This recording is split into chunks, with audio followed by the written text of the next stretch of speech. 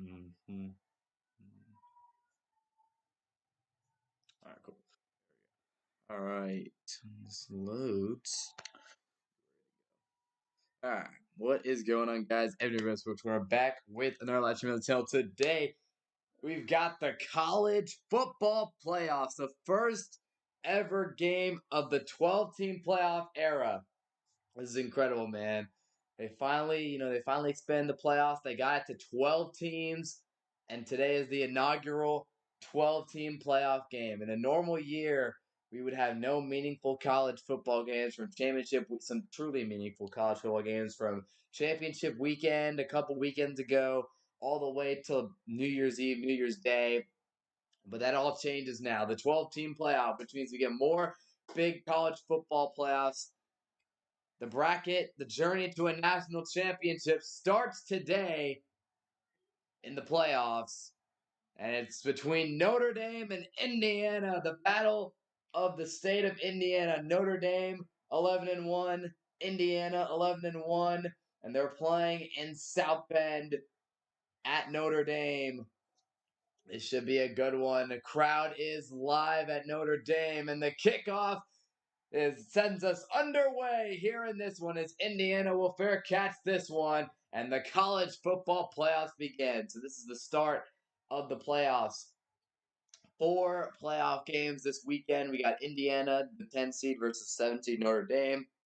Morning game tomorrow will be Penn State, SMU, Texas. Clemson will be the middle of the day game. And then the big night game at the Shoe between Tennessee and Ohio State. So I'm really excited to see how these playoffs pan out. Obviously, we'll be ready to watch my Longhorns go. Hopefully, we can get a dub tomorrow and advance to the second round of the playoffs after hopefully we destroy Clemson. But tonight, the nation's eyes, college football fans all around the nation, will be watching this one. It's Indiana, the Cinderella story run with Kurt Signetti. They run the football, and Ellison is going to be stuffed in the backfield for a big loss by this Notre Dame defense. The Fighting Irish, they lost their game to who did they lose to? Northern Illinois, that's right, NIU. They lost to NIU early in the season. Everyone was doubting them, but Notre Dame, with the schedule they had, they went ahead and won the rest of their games. Competition may have not been the most stiff, but they did take Texas A&M down the road in week 1, and now here they are in the playoffs. Curtis Rourke takes the snap. Rourke dropping back, looking right side, going for it, and it's incomplete. Notre Dame has one of the best defenses in college football, especially because of that secondary. And Rourke right here went down the field on that one. This Indiana offense has been explosive, and they're going against Notre Dame, who's got one of the best point differentials in all of college football. And here we go. It is a 3rd down and 13. Hoosiers at their own 22. They've converted on 37% of 3rd downs, 7 or more yards, which is 4th in college football. Rourke, 3rd down, throws, and it's incomplete. That really had no chance, and now Indiana will immediately punt the ball, a quick 3 and out. I mean, it wasn't a good drive at all for Curtis Rourke in this Cincinnati Indiana offense. You go against this Notre Dame defense, that's the strength of their team. And Indiana's got to play good defense against Notre Dame. They're going to try and just put this football into the ground and run it. It's going to be a lot on Jeremiah Love. It's going to be a lot on Riley Leonard and his legs for Notre Dame if they want to win tonight and advance to the second round, where the Georgia Bulldogs and Gunnar Stockton will await as Indiana will punt the football away. This is a pretty mediocre punt, and it's only going to roll to about the 41-yard line. So that's where the Fighting Irish will start with the football. And here comes Riley Leonard, the Duke transfer, who's gone to the big time. Since the loss to Northern Illinois, a 10-0 record for Riley Leonard and 29 touchdowns, 4 interceptions. Leonard has been phenomenal for Notre Dame. A guy who can run the football well. He's tough, take a hit, step up in the pocket and run, or take a big hit. This kid's got toughness written all over him, and he is the man that Notre Dame is putting their national championship hopes on, along with their defense, of course. First and 10 from the Notre Dame 41. Jeremiah Love in the backfield, the big back. One of the stars of this offense, just a tad under 1,000 yards rushing in the regular season. And Leonard going to run it. Love going to be stopped in the backfield by Indiana on that one. CJ West with a great play right there. And Indiana gets a stop here. I mean, again, you got to expect this to be more of a defensive, grinded out type of game. That's just the way that Notre Dame likes to play. And we shall see how this goes.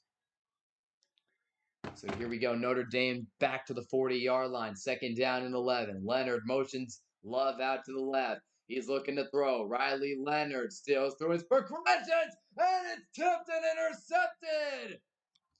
Indiana gets the first turnover of the playoffs. Wow.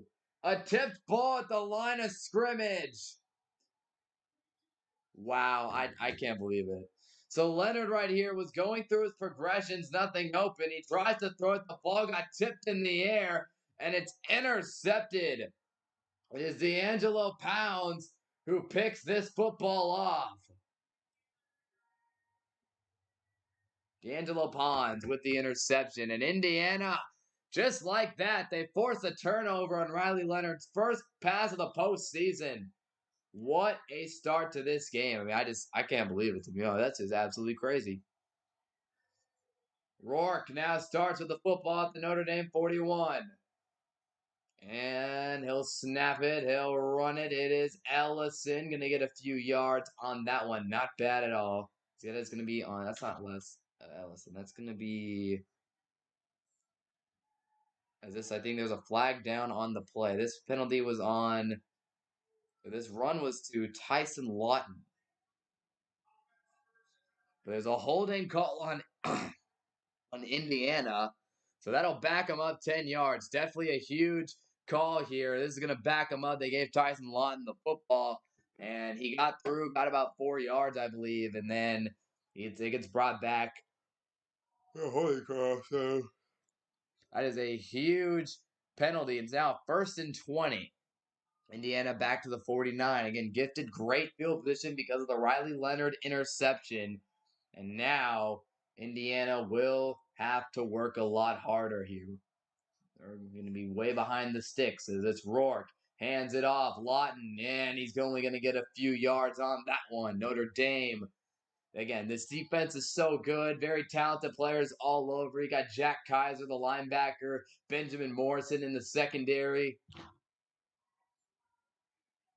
Those guys are great players who make this Notre Dame defense fantastic.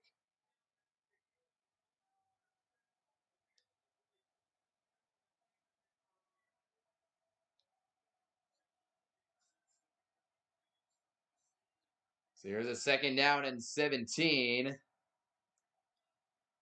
Play clock going down, and Indiana going to run it. Lawton only going to get a couple more to the 45.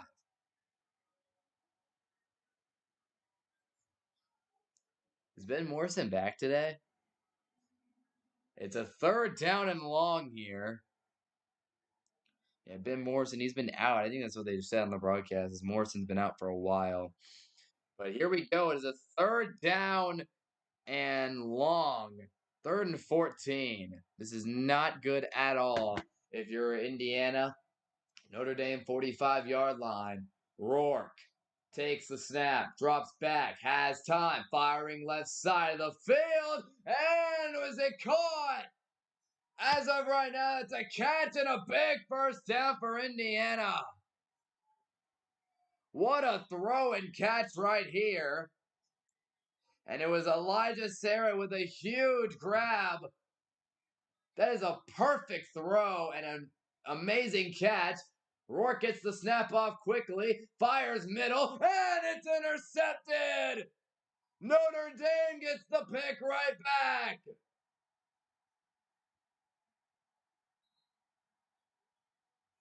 What a wacky start to this game!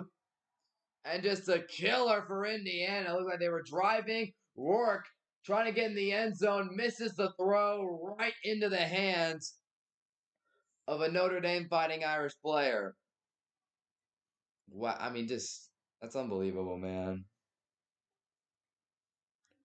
Pass intercepted by the star safety Xavier Watts, another amazing player on this defense, and just oh man. So gotta hate that for Indiana. I mean, really, you get stopped pretty badly on your opening drive. Then you get a pick on Leonard's first pass of the day. I mean, literally could not have had a better start defensively than that. And then you convert an incredible third and long, a perfect play from Rourke to Sarrett, and then you throw a pick at the freaking goal line. I mean, just I don't know, man. It's just terrible.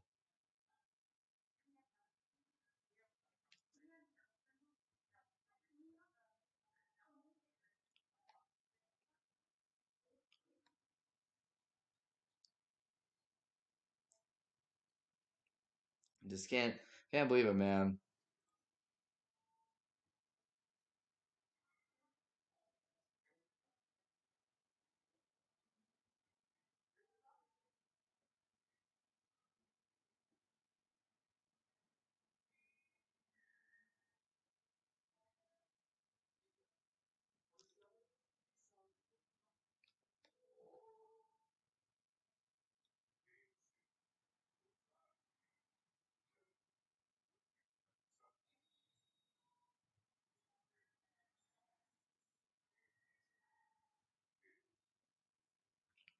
That's just crazy.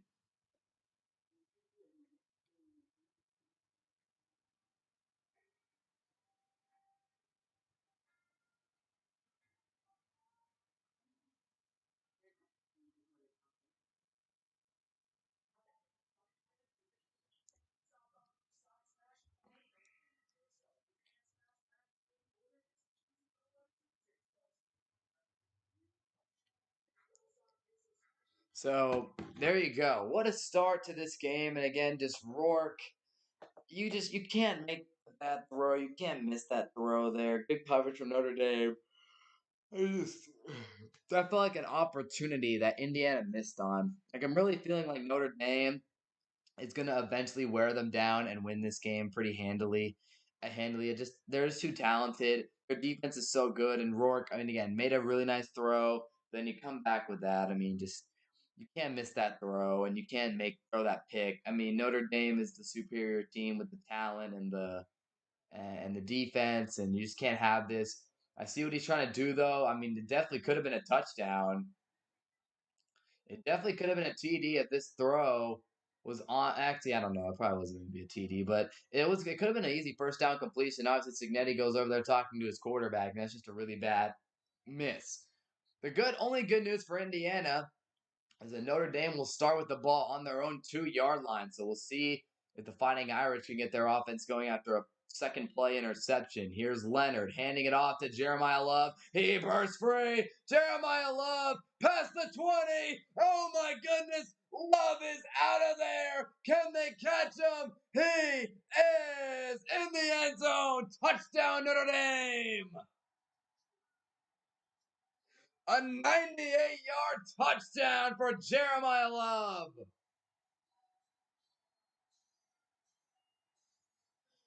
Just a completely disastrous sequence right there from Indiana.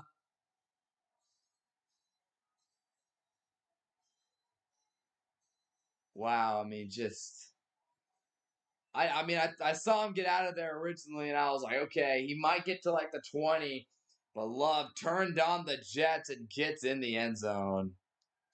Wow, completely disastrous sequence right there from Indiana. Wow, I mean Notre Dame's electric right now. That's just incredible.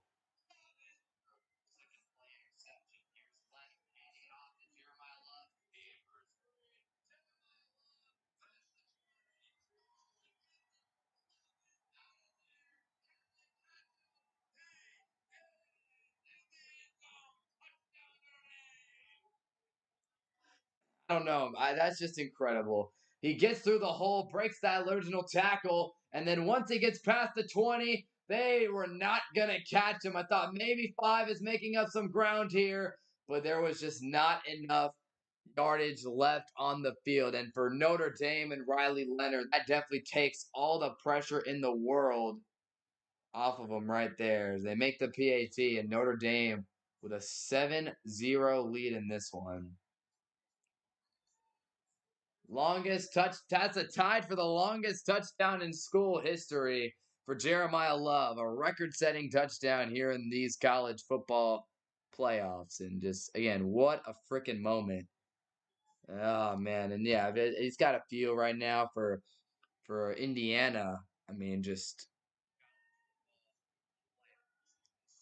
you got to feel for Indiana. I mean, they were so close. They were so close. They were right there with a chance to get in the end zone first, and put a little fear in Notre Dame. But hate to see it. It was a fair catch this one. You had a chance. I mean, you really did. You get in the end zone there. It's like, hold on, everyone's on alert, right? Oh, Notre Dame. Well, hold up, hold up, hold up. Who are these guys? And unfortunately, that touchdown kind of just takes the sails out of it, man. Really takes the sails out of this one. Early on in this one. I mean, that's just a demoralizer right there. Just wow. Wow, wow, wow. What a touchdown run by Jeremiah Love. It's just absolutely crazy. I don't know how that's just crazy stuff. So Indiana will start with it at the 25. It's Curtis Rourke. They got to bounce back and they'll hand it off. Ellison trying to break free, and Notre Dame is in the backfield. This defense for the Fighting Irish smothering right now. As Kirk Cignetti, I mean, again, the incredible improvement in this program after Indiana from 2021 to 2023. They won 9 total games and 3 Big Ten games. And Cignetti's got this team in a good spot, best the program's ever been. I mean, everyone calls them a basketball school for a reason. So Rourke takes the snap, and he's going to hand it off. Ellison going to trip up just shy of the first down marker. He was close. I thought he was going to get it originally, but he kind of just, he slipped up there. Oh, man. So it's a 3rd down and 2 for the Hoosiers here. Big opportunity for them to get some yardage, get a first down.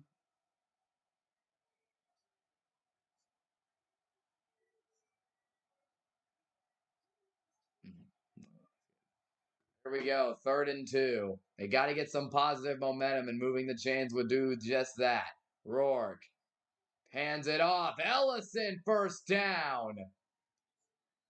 Got to hand it to the Hoosiers here. Their offensive line doing a pretty solid job in the run blocking this drive. You got to push them back a little bit. Fight back. I mean, again, Indiana's a talented team, and they've got some good players. They've got a good offense. They can move the ball against this Notre Dame team. I truly believe that they can get it done. The Notre Dame defense is going to fly high and try to not allow anything to happen. They're going to press up, try to just bully their way to victory. Indiana's got to stay in the game, stay composed. As Rourke, another throw here, and that one nearly intercepted. It was Sarrett again, the intended target on an RPO.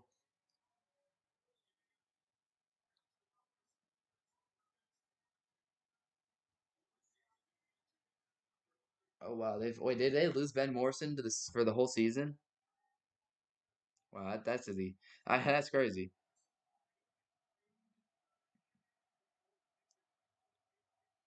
Is he out for the year? Oh wow, okay, he is out for the year. Cool. Notre Dame's still a great defense though, even without Morrison. At the 39-yard line, Rourke handing it off, and a good run. Lawson breaking up the middle. Tyson Lawton, and Indiana's offense all of a sudden has found a groove here in the ground game. Great blocking here from Indiana, and you spread a hole here, and he makes a cut and picks up a big gain right there. So a lot of credit to him for this one.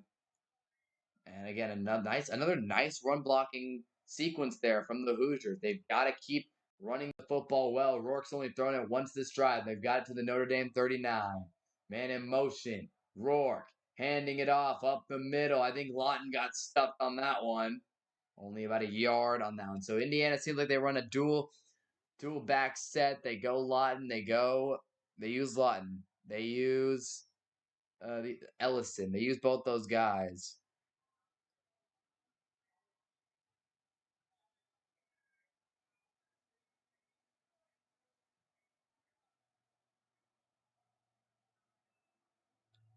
Hmm.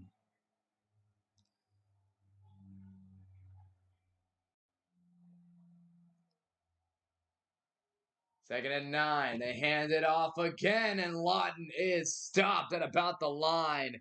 And there's that Notre Dame defense. They're going to force Indiana into a 3rd and long.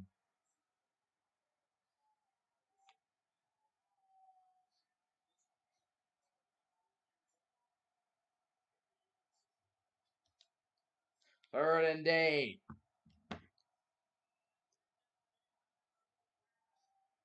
Rourke, right side, pass incomplete. He wanted Sarah again. He went for his number one target, and great coverage from Moore. And Notre Dame's defense, after getting gashed a bit in the ground game, they get stopped. Is that Kevin Marr? Oh my gosh. Big 12 officials out here. So it's 4th and 8, and unfortunately for Indiana, after a great drive that they had going, they're going to punt this football and try to pin Notre Dame back. Last time didn't work out too well. The punt as Notre Dame came flying in off the edge. And this kick will not go the farthest. I think they got it inside the 20. So then Notre Dame will get the football here. 7 minutes to play in the first quarter. Notre Dame leads 7-0. Jeremiah Love, 98-yard touchdown. Both quarterbacks have thrown a pick. So it's been the ground games that have really dictated the pace of this one here in South Bend. Again, the expectation we had coming in, it was going to be running, just kind of a grinding out type of game. And it's been interesting to see that for sure so far.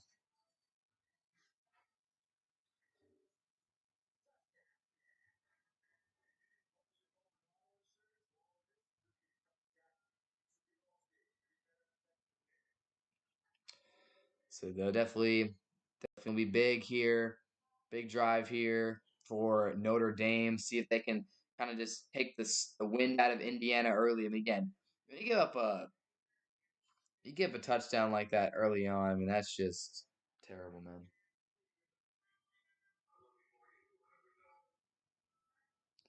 Give a touchdown like that early on. I mean, that does really take it out of you. And I honestly thought Indiana responded pretty decently on that drive, but eventually Notre Dame, they're too talented defensively. They're too good up front. I didn't think Indiana was going to be able to run the football all drive on them. I think Indiana can move the ball on them, but they just have to pass it at some point. You've got to be able to pass it downfield. They can move the ball.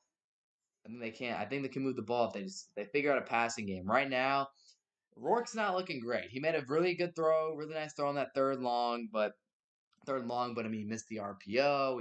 He's throwing to 13 every single time. He's throwing to Sarah every single time, and he has kind of got to move the ball around, get Rourke's confidence up because that pick that he threw. I mean, that's a killer. That was a killer, and unfortunately for them, the defense really didn't do him any favors. Boy, defense didn't do him any favors at all, giving him a 98-yard touchdown to Jeremiah Love. I mean, I thought Love was going to be a big part of this game, best weapon on Notre Dame besides Riley Leonard, who's also a big dual threat kind of guy.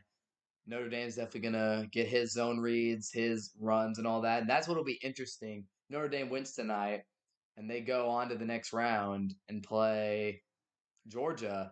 Georgia's a team that's really struggled with running quarterbacks. They've done well against my Longhorns because Quinn Ewers is very immobile, but when they've had to play, when they struggled a lot against Haynes King, they struggled a lot against.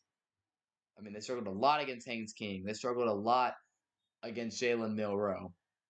I mean, even Daxon Dart had him, when he ran a bit. So, Georgia, I don't know, man. They struggle a lot with the running quarterbacks and definitely would pose an interesting challenge because Notre Dame would have Riley Leonard running packages, which we've seen him. We've seen him be mobile this year. So, 29 degrees with a wind of 4 miles per hour, and it feels like 18 on the field there in South Bend. So, it is cold out in Indiana tonight. They do have the snow off the field. 1st and 10, Leonard Great house in motion, and Leonard will just hand this one off up the middle, and a bruising run right there from the Fighting Irish. Getting a few yards on that. Again, Notre Dame going to try and control the tempo of this one is Riley Leonard. And we've talked about him, the Duke transfer, big time player, no doubt about that. Big time quarterback, made some noise at Duke last year, and then eventually got things going as those Price. Here's Leonard, throws the screen, and it's dropped out in the flat. Incomplete pass there from Leonard as he tried to throw that one out to Faison. Faison not able to make that catch. Tough drop there for the Fighting Irish. Jordan Faison, 3rd and 6 coming up for Notre Dame. What does their offense have left? If you guys are listening, be sure to click the subscribe button, drop some comments in the chat. What do you think about this game? Is Mike Denbrook, good offensive coordinator for Notre Dame. They have struggled a lot on 3rd down this year, though. Only 38%, 88th in the FBS. Greathouse motioning again. Leonard takes the snap, and he'll throw right side, short of the sticks, but a good move and a first down for the Fighting Irish. Oh man, that guy's a psycho. I'm the fan, but I think that's Bo Collins, the wide receiver one on this team, who makes the catch. Nice turnaround move and picks up the first down. So for Notre Dame, they're not a team that typically, they're not a team with the highest receiving stats. I mean, look at them. I think Collins is leading their team receiving yards like a little over 400. So no one guy is dominant for this Notre Dame team offensively, but again, they're pretty run heavy, but again, they can pass it. Riley Leonard's got some passing ability. Not the best, but he's solid. It's a 1st and 10. Notre Dame will run the football, and it is Price. Nice move, but stopped at the line of scrimmage. He had to try to make a cut, and he's taken down. Is Jadarian Price. So Notre Dame giving Love a bit of a breather right now after that extremely long touchdown he had. CJ West making another nice play. So Indiana has double Notre Dame's plays right now in 60, but Notre Dame has like 40-something more yards because, of course, that long touchdown. Now they're at the 31-yard line. Their own 31.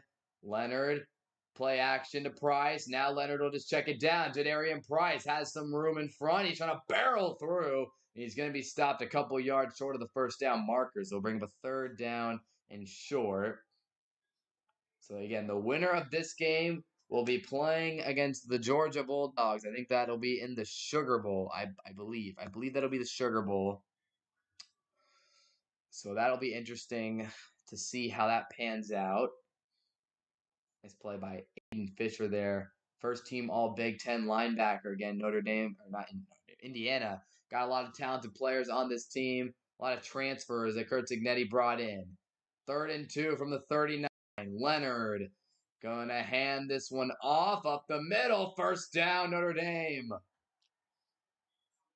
They've used a ton of different running backs early on. That time it was Aeneas Williams picking up the first down.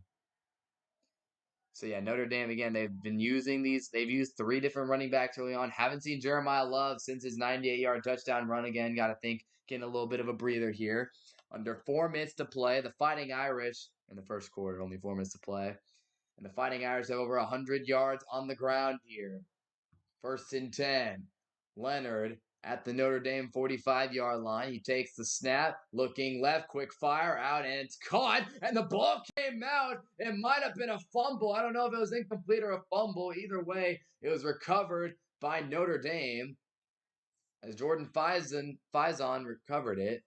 Jordan Faison recovered this one, and I believe that would have been a fumble. But again, Jordan Faison was the only one near, but he catches this one, secures it, goes up the field, gets it knocked out. But yeah, Jordan Faison was right there to pick it up and save Notre Dame from a fumble. Again, they're going to look at this as it was Mitchell Evans. So they will keep it on the field as what it's called, which is a catch and fumble. Again, Evans got to be thankful right now that Jordan Faison saved him there. That could have been very bad. That could have been very, very bad. It's Evans, he's the third leading receiver on this team. It's Bo Collins and Jaden Greathouse, the two leading receivers, and then Mitchell Evans. Is Notre Dame inside Indiana territory after that? Second down and 2 in the backfield. They'll snap it. Leonard has a lot of time. Now he'll fire a check down, and it's caught for a first down by Notre Dame. This pass is completed to Williams. Again, he converted that third down earlier, and now Aeneas Williams has got a first down on the catch. So Notre Dame using all their guys right now. An 8-play, 41-yard drive. If y'all are listening, be sure to click the subscribe button, by the way. But gotta hand it to them, man. They're just doing a really nice job right now, moving the football slowly but surely, grinding it out. This is what Notre Dame does. It's a first down and 10. They're at the Indiana 42-yard line. Riley Leonard snaps it, and he'll hand it off to Darian Price. Stopped after a gain of about 2. So Notre Dame looking good early on in this one. They're just kind of overwhelming Indiana up front.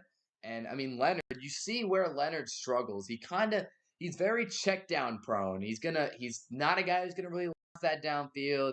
His read, he'll look through his reads, and if not, he's gonna probably look for the nearest check down, or he's just gonna step up and run, which is not bad.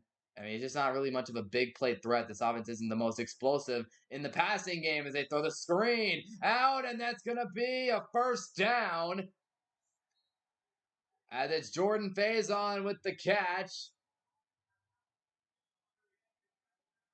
That's a big play right there. So Leonard rolled out to his right. Faison just kind of stayed where he was at, made the catch, and then picked up the first down. I believe they'll give him that spot, and that is a first down. Jordan Faison doing his thing right now. Indiana allowing a long drive here. They're at the Notre Dame's at the Indiana 31-yard line. Under a minute and a half to play in this first quarter. And a flag is down. It looks like Notre Dame false started here.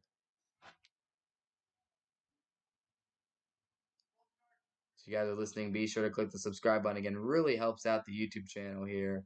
And be sure to click that subscribe button if you're enjoying the stream. There's a false start from Mitchell Evans. A tough start to the game for the tight end as he has a fumble already, and then he also has a false start. So definitely not a great game from him. Evans, again, he's not doing great right now. I'm not gonna lie, man. Not great. So here we go to the first down and 15 at the Indiana 36-yard line. It's Riley Leonard in the backfield. If you guys are listening again, be sure to click the subscribe button. Leonard's got all that cold gear on him, making sure he's not too cold out there. As he'll hand it off to Jadarian Price, and Price breaks a tackle, and he's got the first down deep into Indiana territory. Go the Fighting Irish. What a job right there by Jadarian Price. Just doing his thing. Great blocks out here by the wide receivers as well. Greathouse putting a good one on.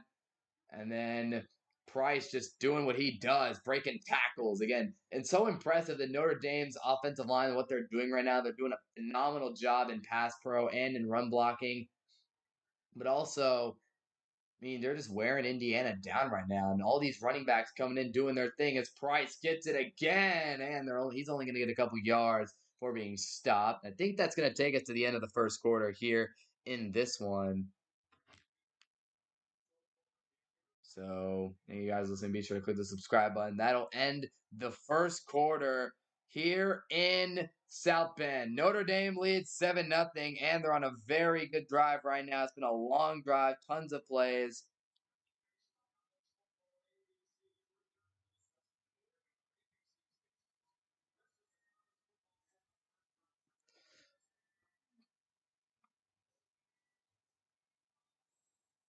Wow.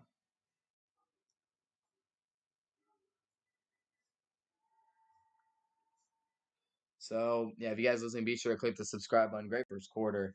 For this first college football playoff game, yeah, be sure to click the sub button. So, yeah, just great stuff from Notre Dame. I mean, this is kind of the script that they wanted. They wanted to control the tempo. They wanted to control the time of possession. This drive has been super long. I mean, it's been crazy how long this drive has been. Notre Dame has really worn down Indiana. They just kind of done whatever they've wanted to do. Yeah, I mean, this is, I mean, how long is this drive? That's 1, 2, 3, 4, 5, 6, 7, 8, 9, 10. We're talking like 13 plays, man. 13 play drive here. It's just been absolutely ridiculous what's been happening so far in this game. I mean, Indiana is just getting worn down. Notre Dame, a lot of these are run plays. Today, Price. I don't think Jeremiah Love has seen the field this drive, which is crazy. That guy, he ran for a 98-yard touchdown. Then Indiana was just like, and then Notre Dame's like, okay, we'll just bring in Darian Price, and he can also just run you over. We'll get Aeneas Williams involved. He'll do it. I mean, Notre Dame, they've thrown, they have five passing. Leonard has five completions today to five different wide receivers. Longest one being for the 10-yard completion to Bo Collins.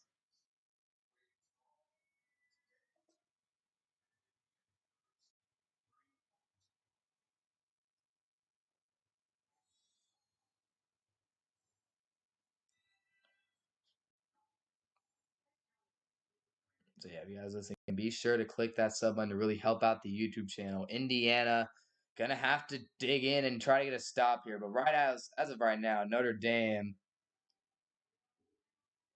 I don't know. We just need to.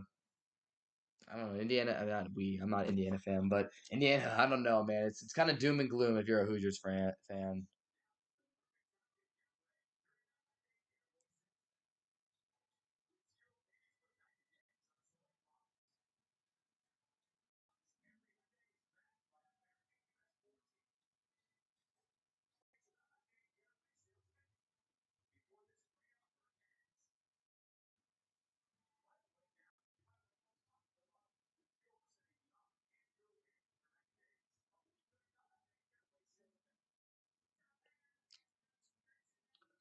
So yeah, I don't know. Indiana again. Indiana on the season actually a decent run defense, only allowing 71 yards per game, which is not bad at all. I don't think that's bad. So, and then you got Notre Dame who just has gassed them for over 101 quarter. I mean, at the end of the day, you just at some point you meet. Yeah, you meet a guy, you meet not a guy, you meet your rubber meets the road. And in Indiana's case, Notre Dame, they just got big dudes up front and they're just kind of bulldozing their way through. They got so many good running backs. 2nd and 8, Leonard, so much time, checks it down, and it's gonna be a tackle just shy of the line to gain. Aeneas Williams got no, that's Jordan Faison, who or Jordan Faison, who got that catch right there. Jordan Faison has made some plays. He's a 2024 lacrosse champion, which is crazy. This dude is a multi-sport athlete. He's a good football player and a lacrosse athlete as well. So dude's just a beast. It's a 3rd down and 1 here for Notre Dame inside the Indiana 10. Price is in motion. Leonard going 5 out. Then he's going to just run a QB, drop the middle, and he'll spin and pick up the 1st down. Riley Leonard, first time we've seen him run today, and Notre Dame just paved the way. That offensive line, MVPs of the game so far, just dominating right now. Notre Dame just clears it out, spreads out the field, spreads out the defense, and then you can just run that with Leonard again. You can do that against Indiana. I think that Notre Dame is going to have a lot more trouble doing that against a team like a Georgia or a team like that in the next round. But against Indiana today, the matchup just allows for those opportunities. 1st and goal, Leonard going to snap it here as there's motion all around the offensive line. And Price, driven back, tried to break out, but he eventually is tackled, loses a couple on that run. So great job right there by Indiana.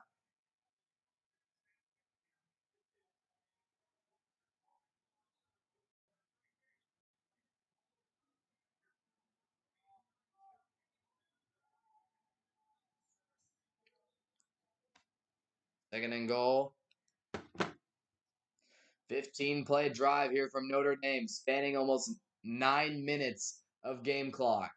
Leonard from the 5, hands it off, no, throws it to the end zone, touchdown Notre Dame! And it's Thomas scoring that touchdown. They fake the run, and Jaden Thomas is in the end zone, and the Fighting Irish take a 2-touchdown lead over Indiana, and it is just not going well. for the Hoosiers right now. Just, oh man, hate to see this one. It's all kind of going downhill at the moment for Indiana. Notre Dame starting off the second quarter, scoring touchdowns, and it's been rough. And if you guys are listening, be sure to click the subscribe button. It really helps out the channel. 12:52 remaining in the second quarter. Notre Dame, a long, long drive that eventually ends up in 7 points after they boot the PAT through. So Notre Dame gets in, takes a big lead over Indiana. Not big lead, but a 2-score lead, which in a game like this, Indiana's got to figure it out.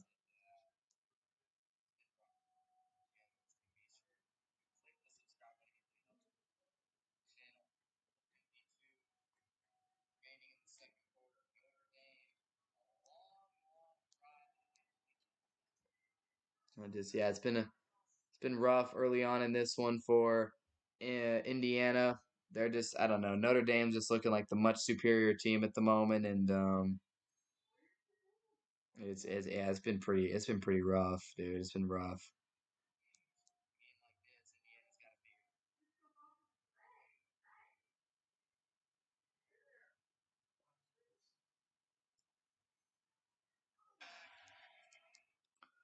Indiana doing a great job right now, or Notre Dame doing a great job right now in this one.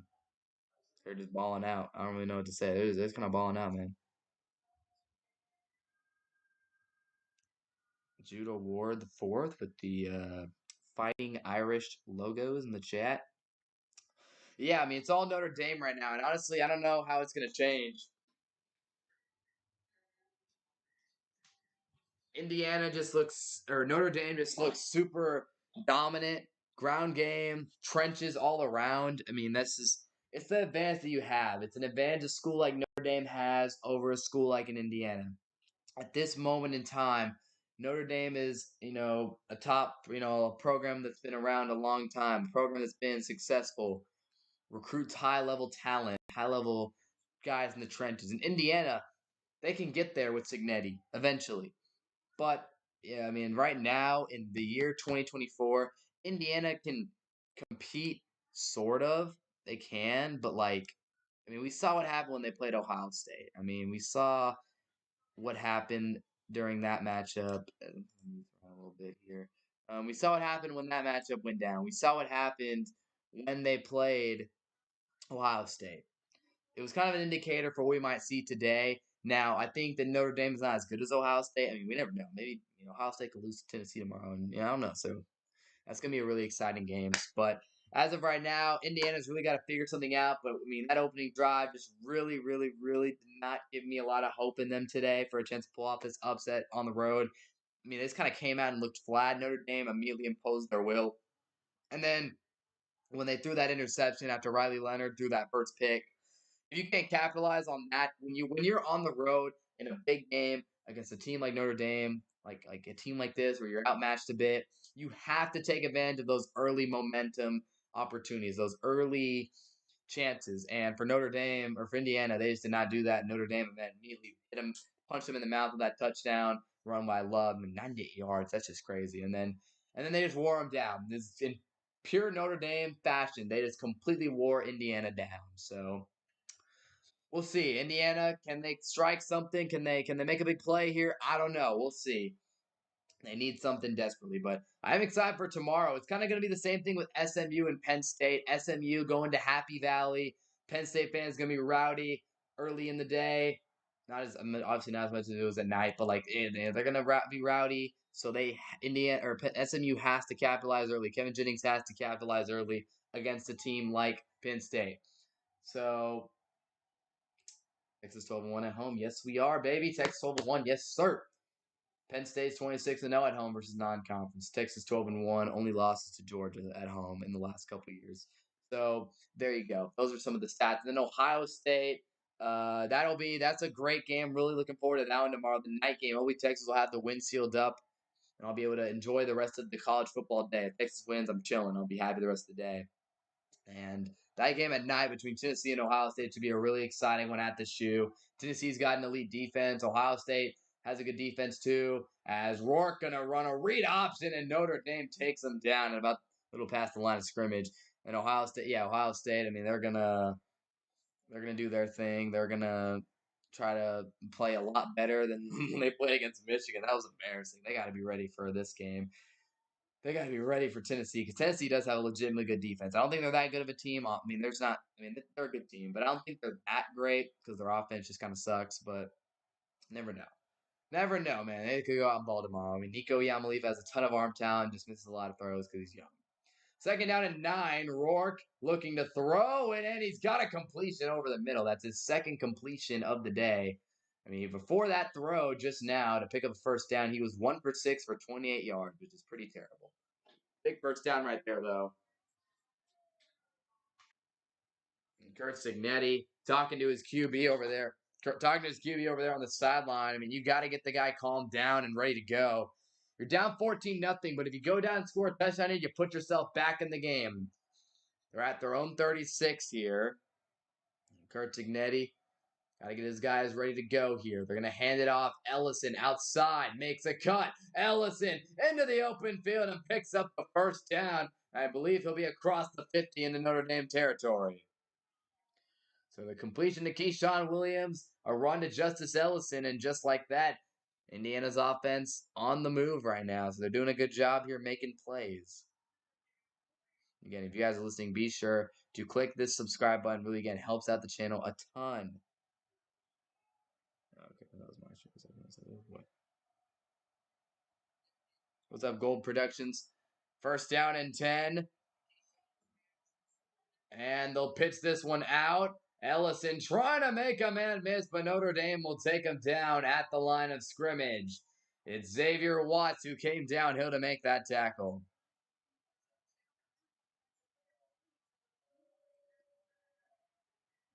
I mean, that is definitely Molly McGrath telling us what's up right now. And yeah, I mean, they might be in Rourke's head. I mean, Rourke is off to such a terrible start in this game, man. It's been terrible for him.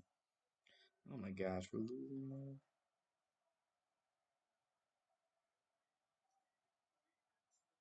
Here we go at the 49, second and 10. Rourke dropping back, passes, batted down, incomplete. Dangerous play right there. And Rourke just, man, he's struggling right now.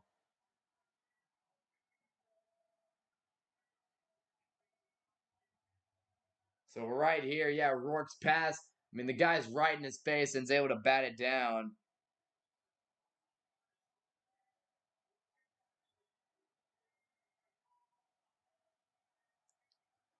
Here we go, third and 10.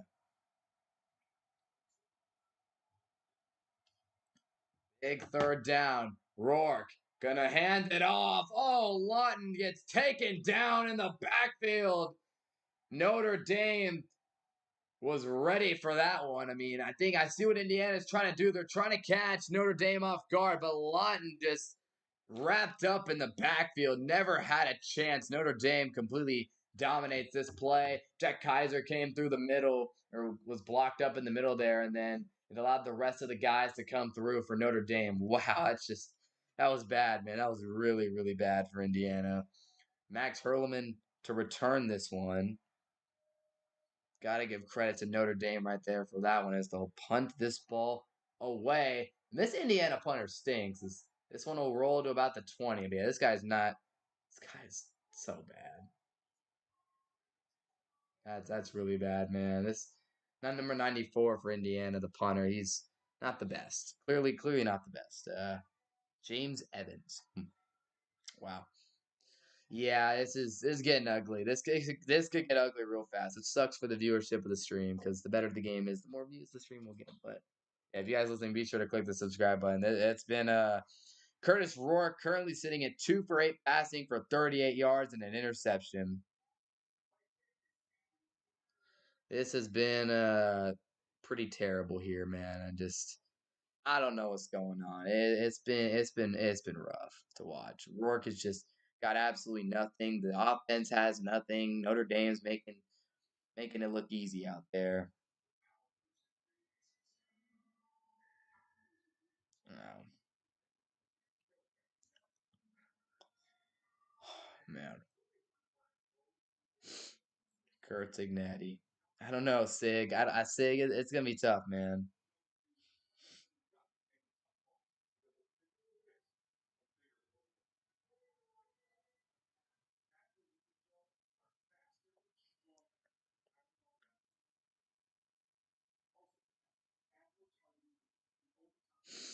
If you guys listen, be sure to click the subscribe button. As Notre Dame leading 14-0. And yeah, the Indiana punter. Oh boy.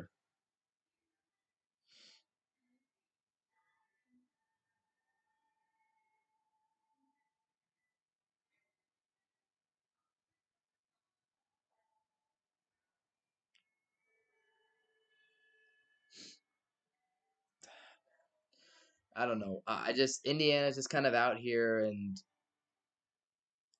Notre Dame knows what to do.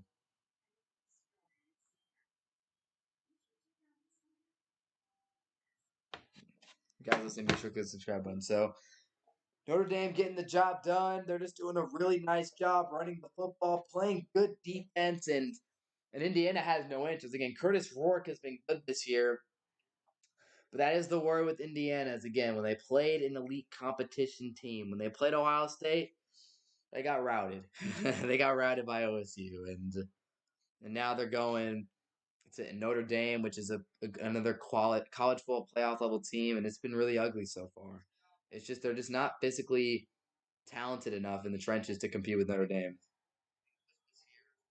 And there's the QB stats.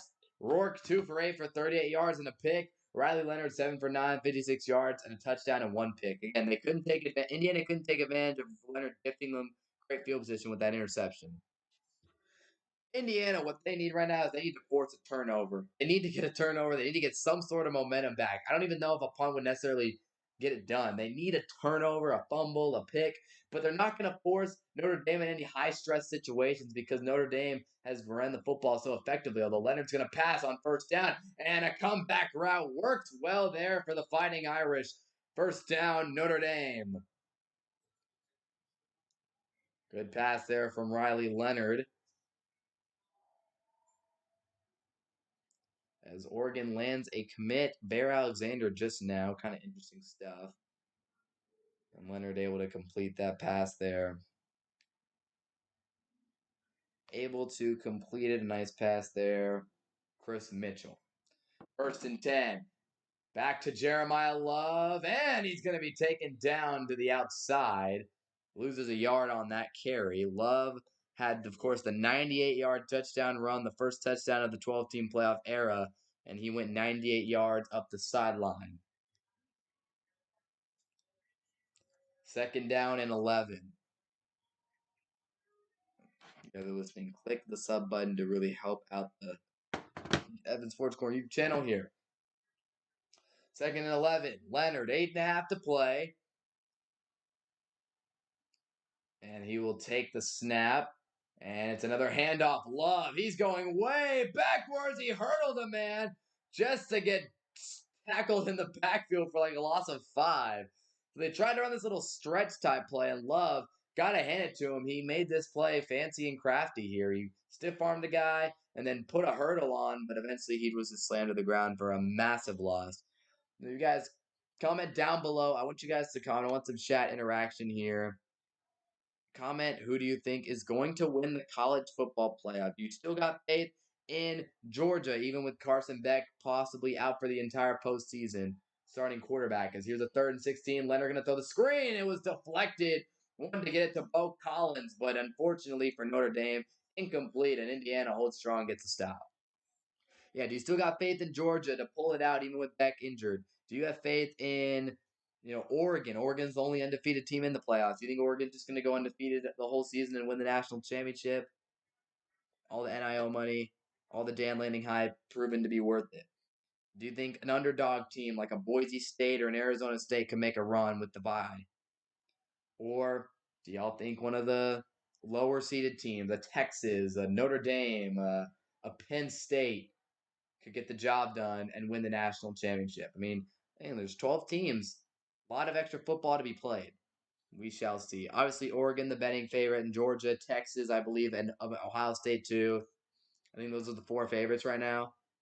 And then you got like Tennessee and all those teams. Not many people giving Boise much of a chance. Not many people giving much chance to anyone else. As that punt from Notre Dame was kind of a line driver. Yeah, comment down below. I do want some chat interaction. I do kind of want to see what you guys think about the playoffs and who you think to win. Obviously, as a Texas fan, I mean, there's only one team that I think is going to win. I think the Longhorns got it. We'll see how Quinn Ewers performs. I mean, that's really the benchmark for how far Texas will go. Um, is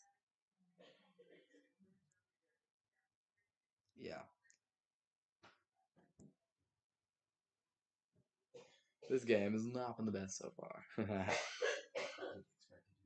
don't know. I was hoping for something. Yeah, just I don't know. Who do you guys think is going to win the national championship? Because there's a lot of teams that could win it. A lot of teams that are still in with a chance. I'm interested to see how Boise State performs. That'd be a fun playoff game between them and Penn State. See how Ashton Genty does in the playoffs. And you have the best player on the field. They'll have the best player on the field every single matchup that they're in. And they did play Oregon really, really tough. So I think Boise State's pretty legit. They could definitely they could definitely upset like Penn State. I think Penn State will win tomorrow pretty easily over SMU. My bracket, I think my bracket that I had was Texas over Clemson, of course. Ohio State over Tennessee. I mean, it was actually nothing special. The only upset I really had, I had Penn State beating SMU, and then of course Notre Dame beating Indiana. The only upset I had was Notre Dame beats Georgia, and the final four is Texas, Oregon, Georgia, or not Georgia, Notre Dame, Penn State, and then Notre Dame beats Penn State, Texas beats Oregon, and then Texas beats Notre Dame, wins the national championship. That was my bracket. I don't know. We'll see how Clemson. I'm interested to see what kind of fight Clemson gives us tomorrow. I think we should be able to get the win. Our offense hasn't looked the best, and we do struggle in the red zone and in the past the 50-yard line, which is kind of the big problem. That's kind of the big problem. That is kind of the big problem for sure, is that we just really struggle. It's super frustrating. We have a talented offense. We have so many good players. Although I think Isaiah Bond's going to be out tomorrow. Hopefully we get our first-round pick left tackle back. That's going to be the key. But I think we should be able to beat Clemson. I think we'll be fine tomorrow. We'll be able to beat Clemson. Their offense, Cade Klubnik is a good quarterback, but our defense is the best in the country, in my opinion. Us and Notre Dame got the best defenses, and I think we'll be fine. Yeah, I think SMU gets destroyed tomorrow, respectively. I just didn't see it. I mean, they went down early to Clemson, and I think SMU is a pretty solid team, but they're kind of like they actually do recruit pretty decently for their conference and for their team because they have a lot of money. SMU got that money. They got some good money as Rourke's screen pass goes absolutely nowhere. Or that little flat route play as Xavier Watts all the way out there. I just don't think that they're going to be able to I mean, Penn State is a fraud every single year. They never beat anyone good. They got bodied by OSU at home. But Penn State, and I think Penn State could get upset against Boise, but I don't think Penn State is going to lose to SMU. I don't think SMU has the kind of like Indiana. I don't think that they're good enough in the trenches to keep up with Penn State. Abdul Carter, great player. Nick Singleton, Drew Allar is pretty good. As another run play gets absolutely destroyed. Lawton had nowhere to go, and Notre Dame just in the backfield. This is a must score try for Indiana, in my opinion, with only 6.5 minutes to go in the second quarter. And they got nothing right now. They got absolutely nothing. It's 3rd and 10. Yeah, just Notre Dame's defense is too good. Before that game against Clemson, I expect SMU to be. Yeah, man. You guys listen to the stream, be sure to click the subscribe button. Yeah, they made a good comeback against Clemson, but we've seen what Clemson is, and I think Texas, again, if we lose tomorrow, I'll be so disappointed. As Rourke, big completion to Sarah over the middle of the field for a first down. I will be so disappointed and sad if we lose tomorrow. Like, truly, Texas We are such a talented team. I truly believe that the only way that we will blow this game tomorrow, we should be able to run the football extremely well. We've ran the football extremely well against every team except Georgia, as Rourke down the middle, incomplete, and a flag is flying in. I doubt that there was a grab and a PI there on Notre Dame. I truly believe we can run the football against any team. A&M has a good defensive line. We ran it all over them for like 180 with Wisner. Georgia is our kryptonite. I truly believe that. I truly believe that Texas should be able to take down these next two games pretty handily. And then Oregon, I mean, we'll see what happens with Oregon. They're a great team, but their strength matches up with our strength. It's going to be strength on strength. Their pass defense versus our secondary. Yeah, Genti's gonna be really good for sure. I think Genti, I mean, he's incredible. The question is, it's not even about Genti's. The question is, can his offensive line give him enough separation and space to be able to work against a good opponent, a quality opponent? Like again, when they play Penn State, probably. So SMU, but yeah, SMU and Clemson, they're ACC.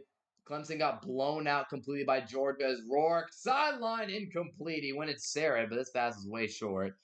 Uh, y'all listen, be sure to click the subscribe button here. Yeah, I just don't.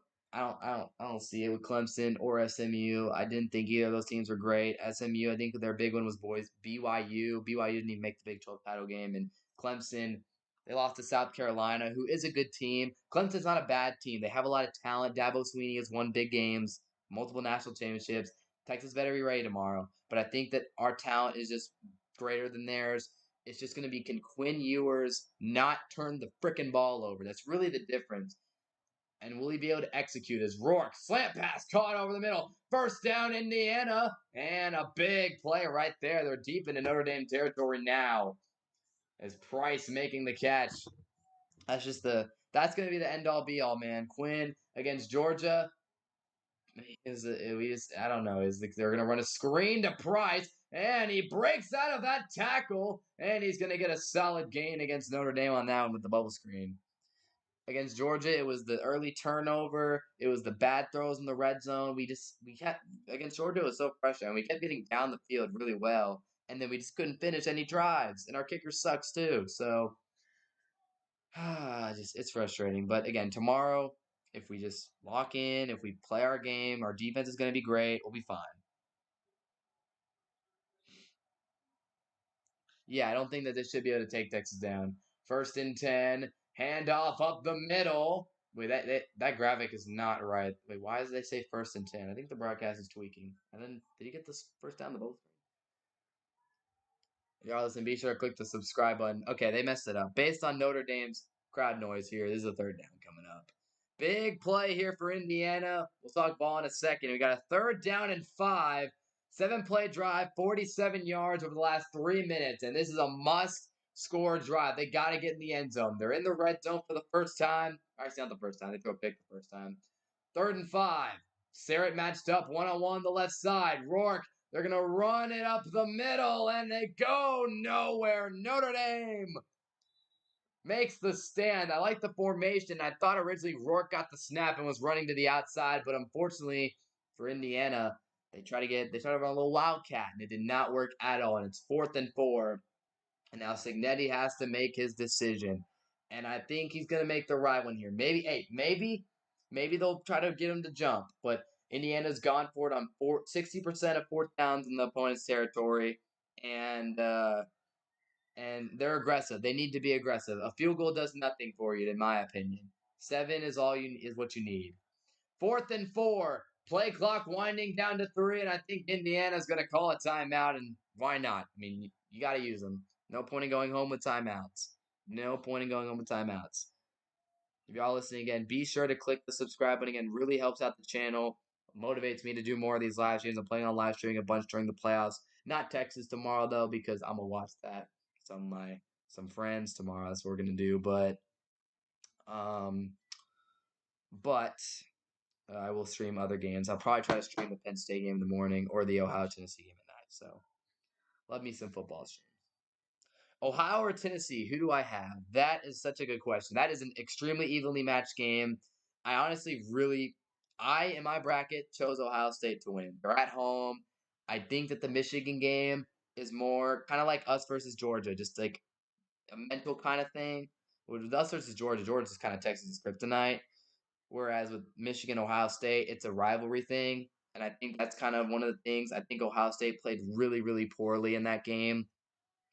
I'm not bought in Ohio State winning a national championship because of Will Howard. And that's going to be the sentiment for me the rest of the way. Ohio State is not going to win a national championship because of their quarterback. Kind of like Texas. Quinn Ewers kind of holds us back a lot. But Quinn Ewers has talent to make the throws. Will Howard is pretty good, not great. He doesn't elevate you. And Quinn Ewers can elevate. Quinn Ewers has stepped up in big games and has elevated teams. Will Howard's kind of just a drive-by passenger seat guy. And so, but tomorrow, Tennessee's defense is extremely, extremely good. They are very talented defense. They've shut down some good offenses this year. They did lose to Georgia, and they lost to Arkansas, which is disappointing. But Tennessee loses games because of their offense. That's why they lose games. Nico Yamaliva, I think that he needs another year to be polished. But as of right now, he's still extremely young. He's very talented quarterback, and he has all the tools. He's got a good arm. But from what I've seen from Nico, I don't think that he's ready yet. And I think that tomorrow Ohio State is going to take Tennessee down. Both teams have good defenses. I think Ohio State is just going to be able to run the football more effectively tomorrow. Tennessee's got one of the best running backs in the country in Dylan Sampson, but I think Ohio State's defensive line can do a decent job against him. I think Ohio State wins, but Tennessee could very well win again. It's kind of a 50-50 toss-up game.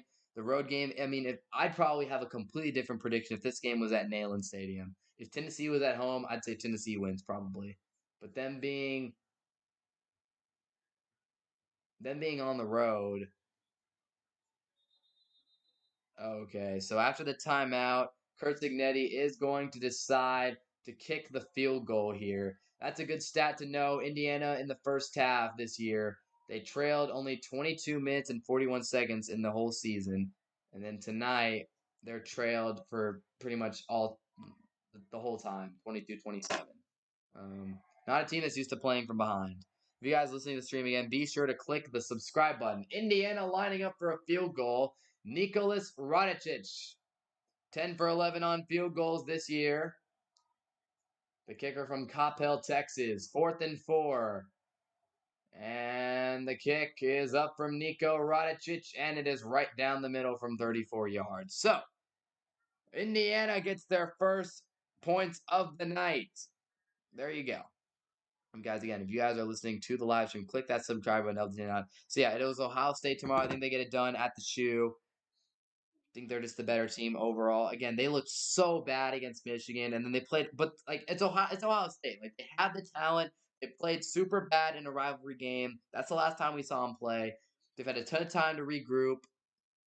You got to think Ryan Day is pretty much coaching for his job at this point. I mean, again, I don't know how much Ohio State would be willing to fire him. Ross Bjork, I have no idea what he'd do if they went out first round. And again, Ryan Day just can't beat Michigan. But for me, I think that their bad play against Michigan was more due to Ohio State just being mentally struggling against Michigan for 4 years in a row. I think that's kind of the thing here, in my mind. We've seen Ohio State played to their potential, played Oregon on the road, super, super close. That's the Ohio State that I think will show up tomorrow. How many teams the winning record did Indiana beat? To me, he's a fraud.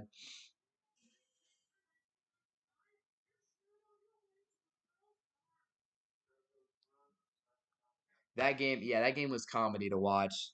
Wow, that game was comedy. It was so funny to just see that. I mean, rivalry day had a lot of intensity. Good on Sark for not allowing, because Texas could have easily messed with that A&M logo. Texas could have easily gone to the A&M logo, put a flag down, and messed around. I'm glad Sark didn't allow it to happen because we could have had a brawl at Kyle Field that night. Emotions were riding high, and A&M was super upset after Texas beat them. But yeah, Indiana definitely, coming in today. At the end of the day, Indiana, we saw that against Ohio State. Like, I don't know about this team. I don't know if they're gonna be. I don't think they're there yet. There's just not. I mean, that's the reality. 12 teams was probably too much. There's not enough good teams in college football. Um, I mean, you never know. Maybe Clemson will go out and beat us tomorrow. I don't think they will, but Clemson, maybe you never know. But like Indiana, they're 11-1, but like two loss Texas, two loss Georgia. You know Texas and Georgia are going to be favored over them all day. And I know that'd be the sentiment of, oh, you got to play the games, and if it was just based on Vegas odds and recruiting, and just put Texas, Georgia, Alabama, Oregon, and Ohio State and all those teams in the playoffs every year. I get that, but like Indiana's just not there yet. Yeah, it's crazy. Day.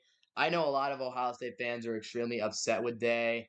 I can't blame them. I mean, Texas is worst head coaches that we've had which we've had a couple of them since Mac Brown left, and in between the Mac Brown and Steve Sarkisian era of Texas football, probably Strong wasn't great. And again, I could go in a million years. Yeah. Um, Steve Sarkisian, in between that coaching situation, yeah, we had bad coaches. And even Charlie Strong, who had no booster support, beat Oklahoma. The fact that Ryan Day just physically cannot beat Michigan at Ohio State, that rivalry, again, when it's rivalries like that, as Indiana will stuff Notre Dame in the kickoff here. If you're in a big rivalry, whether it's like Texas OU, Michigan, Ohio State, Alabama, well, not so much there because Alabama wins most years, but Michigan, Ohio State, Texas OU, rivalries like that, one of the big things on your contract, one of the big things that goes into your job security is whether you can beat the rival, whether you can win that game. And for Ryan Day, he has not checked that box at all on the Ohio State coaching criteria at all. The guy cannot beat Michigan. I don't get it.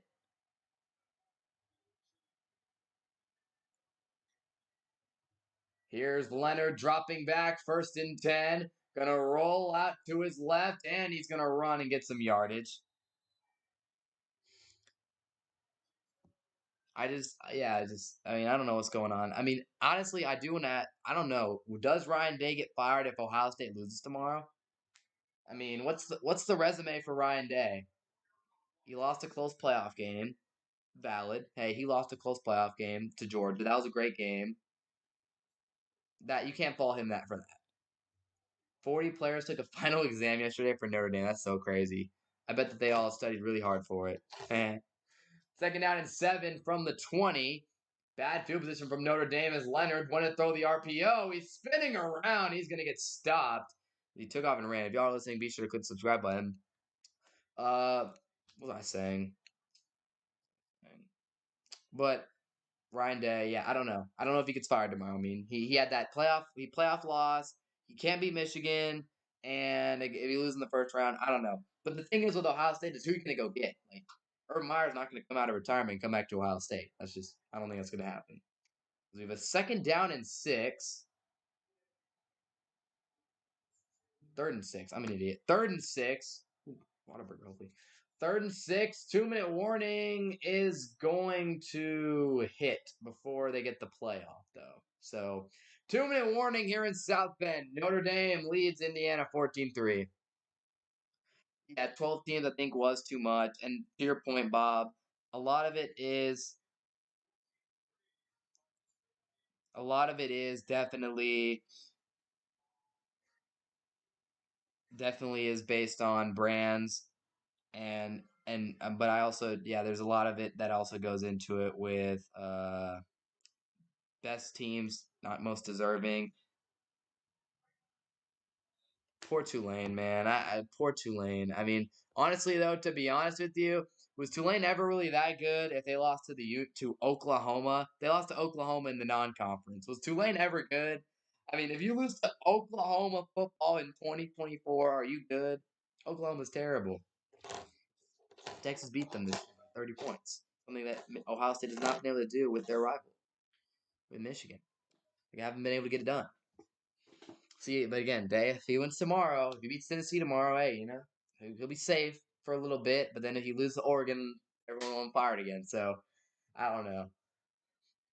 But yeah, I don't know. Poor Tulane, man. Poor Tulane. Yeah, there's been a lot of teams that are like coming back. There's a lot of teams that have been coming back and then from being bad, but then there's like some teams who are still stuck in the mud. Like Texas. we've been down for forever. We've been down pretty much my whole life. When I was born, we were like a national championship contending team every single year when I was born. We were elite. We were so good, man, when I was born. But I was like barely old enough to understand. In my like actual living consciousness time, my teen years for the most part, it's been rough. It's been really rough being a Texas fan. We've been so bad with Strong and Herman. I mean, 10 win seasons have been rare, and then Coach Sark comes in and we win 11 games back to back years. I mean, it's been a blessing for sure. It's been so fun to watch Texas football. I'm a Cowboys fan, so I can't watch the NFL much fun anymore, but Texas, I'm good.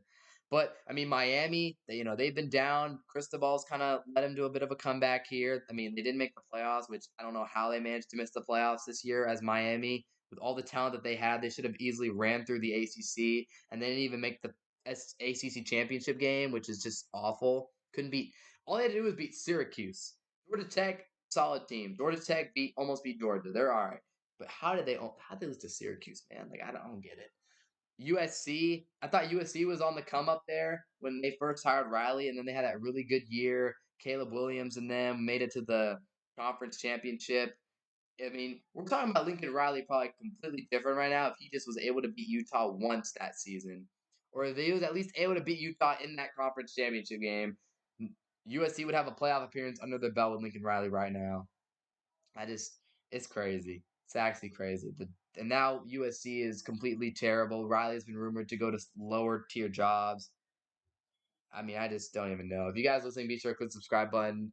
Nebraska, maybe Rayola has something, but I mean, Nebraska is still kind of bad. Rules got to have some improvement next year. As here's a 3rd and 6. Leonard hit as he throws, and it's completed.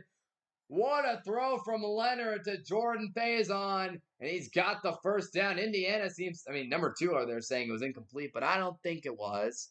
And Notre Dame picks up the first down. I think the officials are going to review this, though, here real quick to make sure this is completed. On Oregon winning the Natty, if he caught this,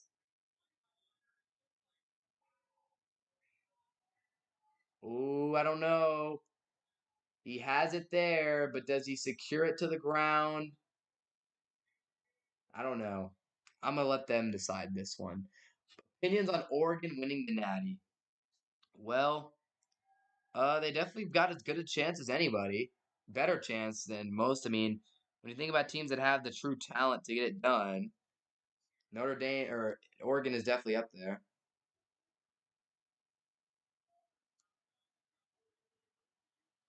If you guys listening, be sure to click that subscribe button, by the way. But yeah, out of all the teams, Oregon definitely has as good of a chance as anybody. Dan Lanning's a really good coach. They got the quarterback. Dylan Gabriel's really talented, really good player. As they do confirm the call on the field is a catch, by the way. So yeah, I mean, they have the quarterback who can make the throws, and he's been in college football for forever, so he's good. The weapons, I mean, no one in the country has better weapons than Oregon with Evan Stewart, Tez Johnson, Trayshawn Holden, and again, their defense, they got talent all over there too on the defensive side of the ball with like Uyangale, guys like that. Oregon's a great team. Again, their offense is super high powered. There's not many teams in the country that are able to stop that offense from scoring. They're going to hit their big plays and do what they need to do to win football games. The matter is just can they, they have a can they beat? I mean, they're going to have a really tough second round matchup. That's the thing. I mean, you look at if Texas wins tomorrow, as hold on, Leonard 1st and 10. It's my job. I'm supposed to be commentating this game. 1st and 10, Leonard sidesteps, runs up the middle, and Leonard will go down. Didn't even slide, just kind of like went down like a little buddy there. That's the thing that I mean again, no, I'm not gonna jinx it all because I'll say a team's easy and then they'll beat us. So if Texas can just handle business tomorrow against Clemson, we play Arizona State in the second round of the playoffs. They're not reseeding, which is interesting. As Leonard dropping back on 2nd and 4, going to run again. Leonard getting mobile on this drive, makes a cut. Leonard going to get the first down with the legs once again. First time really seen Riley Leonard take off today, those last couple plays. If Arizona State, good team. Scatterbo running back is fantastic. Really talented player. But compare that in like talent. You really think about the talent. Georgia will have to play Notre Dame in the second round if Notre Dame hangs on and wins tonight. A team with pretty good talent around Georgia's level, somewhat. His first and 10, Leonard fakes the throw, throws it, checks it down, pass is caught by Williams, the running back, and he'll be about 9 yards. He'll get about 9 yards from that. You get that. And then Oregon in the second round will have to play Tennessee or Ohio State. So Ohio State has just as much talent as Oregon does. Tennessee, a ton of talent, SEC school, as Williams picked that one off the ground, barely able to catch that one, nice hands. And then Texas has to play Arizona. It worked out so well for the 5 seed, for the Horns, and for Penn State as well, that in the second round, Oregon and Georgia will have to play extremely talented teams, while Texas and Penn State, if they win tomorrow, will play against teams that are less talented recruiting wise than them. Not like, you know what I'm saying? That's just kind of how the bracket works out, because someone has to play the 4 seed, and the reality is a lot of these extra teams that get into the playoffs, these non top 4 teams, are going to be extremely talented teams like Texas, like Ohio State, like Tennessee, that just lost a couple games and didn't win the didn't win their conference championship, but they're extremely talented. And the way the bracket aligns is them going up against conference champions, the best of the best from their conferences, but less, talented conferences, not as deep conferences. It's an SEC versus a Big 12. But like I said, I'm not guaranteeing anything, though. The path looks terrible for the Longhorns, but at the end of the day, we got to go out there and execute, because you can't win the game just based off recruiting numbers. As Leonard goes downfield, and he wanted Jordan Faison again, but it's incomplete. You don't win the game based on recruiting numbers. But to go back to my point, the point that you originally asked the question about Oregon, they definitely could win the national championship, but they just have a really tough path to get there. They're going to have to, in the second round, they're going to have to beat Ohio State or Tennessee. In the third round, they're going to have to beat Arizona State or Texas. And, hopefully Texas. That's a tough game. And then the national championship. They're going to have to play a really good team there, obviously. So, wow, I don't know. It's going to be tough. 3rd and 1 for Notre Dame. They're at the Indiana 48-yard line. Leonard takes the snap, hands it off up the middle. Williams breaks a tackle, and he picks up the first down to the Indiana 35-yard line. You guys listening, be sure to click the subscribe button. There's only 30 seconds left to play in the half. Clock is stopped, and now it'll start to run. 29 seconds. Freeman not calling the timeout as Leonard has so much time, and he'll just throw it into the ground. 23 seconds to play. Notre Dame did end up using a timeout earlier. I guess I just never noticed. I'll quickly change that. So, yeah, some interesting stuff here, though, on this one. Love is on the bench. Yeah, Jeremiah Love, haven't really seen much of him. Again, had the 98-yard touchdown run, which is just ridiculous, by the way.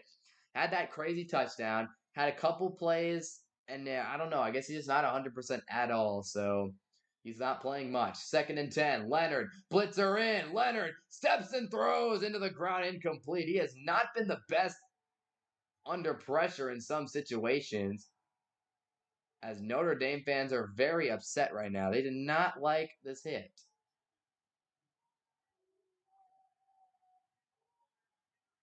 So Carpenter, number 99, kind of swung Leonard down.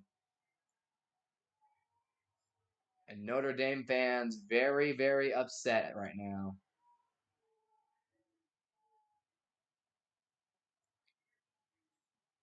Yeah, they're not happy. This is pretty funny. Thank you. Thank you, man. Appreciate you. Appreciate you for giving me some conversation in the chat. And y'all listening, be sure to at halftime, if I'm not eating, I'd be happy to chat ball with all you guys. Any of you guys want to ask me about some, give me a question, ask me about the playoffs, anything like that. I'd love to hear from you guys in chat, because nothing much I love more than chatting ball. As Leonard jumps off the screen to Williams, gets Notre Dame a few more yards. Clock is going to be stopped as Freeman will call the timeout, and Notre Dame will kick the field goal. 4th down coming up. So, yeah, just chat ball me, man. Chat ball me. I want to talk to you guys. Talk to me about college football, the playoffs, NFL draft, fantasy football. I'm in the playoffs right now. I'm sure most of y'all who are watching the stream right now are probably playing fantasy football right now, maybe in the playoffs. Hopefully you're in the playoffs. I'm rooting for you, but yeah, I don't know, man. Just give me some stuff to talk about. I mean, I just want to chat, man. So. Anyways, there's 10 seconds left in this second quarter. I haven't really been doing my best job of supposed to be commentating this game. I haven't really done that, but I'm trying to keep you all posted. It's a 4th and 5, 11 seconds to go in the first half. Notre Dame 14-3 lead, and their field goals. They have not been good at kicking field goals this year. 8 for 18, 44% field goal percentage, which is the lowest in FBS. So there is no college football team at the Division One FBS level that kicks worse than Notre Dame, and they're about to trot out and try to kick a 49-yard field goal. Definitely going to be interesting. I'm very interested to see how this goes because that's a pretty horrendous percentage. It means they miss so many of their kicks. 49 yards, not an easy one to do. This kick is going to be on the way, and it actually looks good. Nice kick there from the Fighting Irish, so screw the 8 for 18 stat, because that kick is right through from Jeter. How about that, man? How about that kick? Beautiful. Yeah, man. Please, man. Someone give me something to talk about, man. Nice kick there at halftime. At halftime. Great job there by Marcus Freeman's special teams unit. And if you guys are listening, also be sure to click the sub button.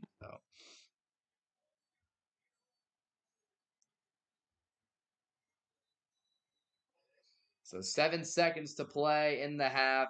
Rough half here for Indiana. I don't know. They just kind of looked outmatched a lot of the time.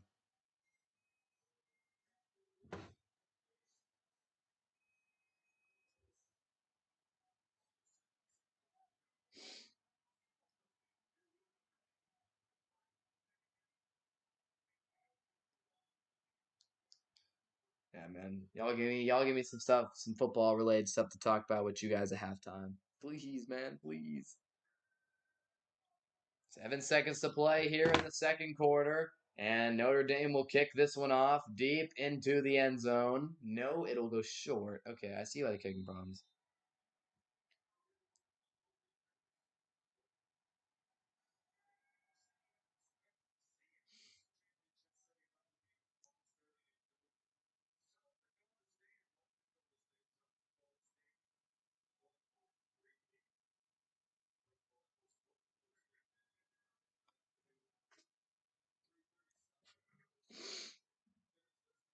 Yeah, man. So, well, that was a great stream half though. Definitely one of my better streams in a long time. So Rourke, they will hand this one off, I'm assuming, to end this first half. See if they can get something. Rourke hands it off. It's Lawton running, gets a few yards, and that'll take us to the end of the first half. The first half of the college football playoffs is complete. Notre Dame will get it to start the second half as they lead Indiana 17-3. So again, we'll see what halftime adjustments Kurt Signetti has in store for this one. But there you go. That was definitely the type of first half that Notre Dame envisioned. They did their thing out there the entire first half. They really went out and balled out. They did exactly what they needed to do. Good run game. Notre Dame had a great run game. Really good run defense. Rourke he was not great at all. That's kind of an understatement. He was pretty terrible. So yeah, I mean, yeah, if you guys want to talk ball with me here at halftime, leave a comment, ask me a question about football, college, NFL, fantasy football, whatever y'all want to talk about. Because there's no food here currently. So yeah, guys. Also, if you guys are listening, be sure to click the subscribe button. It really helps out the YouTube channel a ton. So I'd really appreciate it if you guys would help me out there, clicking that red sub button if you're enjoying future live streams, all that. Gonna be more playoff streams for me. Even if Texas gets eliminated tomorrow, I'll still be here live streaming for y'all future games. But hopefully we'll be able to do Longhorn games. Although I'm telling y'all, the Longhorn streams probably won't be as lacked as this one because I care a lot more about Texas and their W's. So let's make sure this works. Oh, cool. Okay, so very nice. All right, man. That's the half. If you guys have anything to say in the chat, let me know. If not, I'll catch you off the second half. But yeah, thank you guys for watching for first half. click the sub button, leave some comments, leave some replies in the chat. And yeah, cool.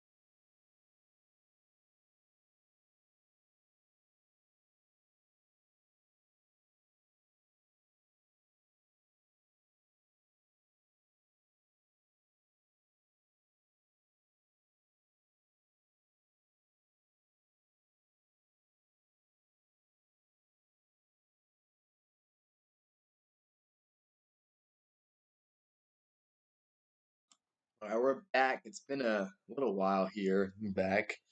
Um, well, Notre Dame looking good. Looking good. But a good return out of the half. They got down there. They didn't finish the drive, but Indiana punted quickly as Leonard gonna roll to his right, fires, and the pass is complete to Jordan Faison on second down and 8. I think he got the first down there. So how did Notre Dame they had a great they had the IU 43 and they punted. Okay, cool. Yeah, so that's the situation here. Notre Dame, they're just they're rolling right now. I really don't see Indiana making a play here to come back in this one. I don't know. I don't see Indiana making the comeback tonight. First and 10, 9:50 to go here in the third. And it is Leonard handing it off up the middle. Jadarian Price gets about 9 on that one. So I don't think Jeremiah Love's going to play much the rest of the night. But again, with Notre Dame rolling through, I think Indiana's season is going to be coming to a close here pretty quickly. So, I mean, again, great season for Indiana. But Notre Dame's looked great. Marcus Freeman, most ranked wins in the first 3 seasons as Notre Dame's head coach. He already has 11 ranked wins. What a beast. What a beast Marcus Freeman is. Um, he's been paying off as a good hire for this program. As Leonard under pressure, and he steps up and hits the underneath route. Riley Leonard doing his thing.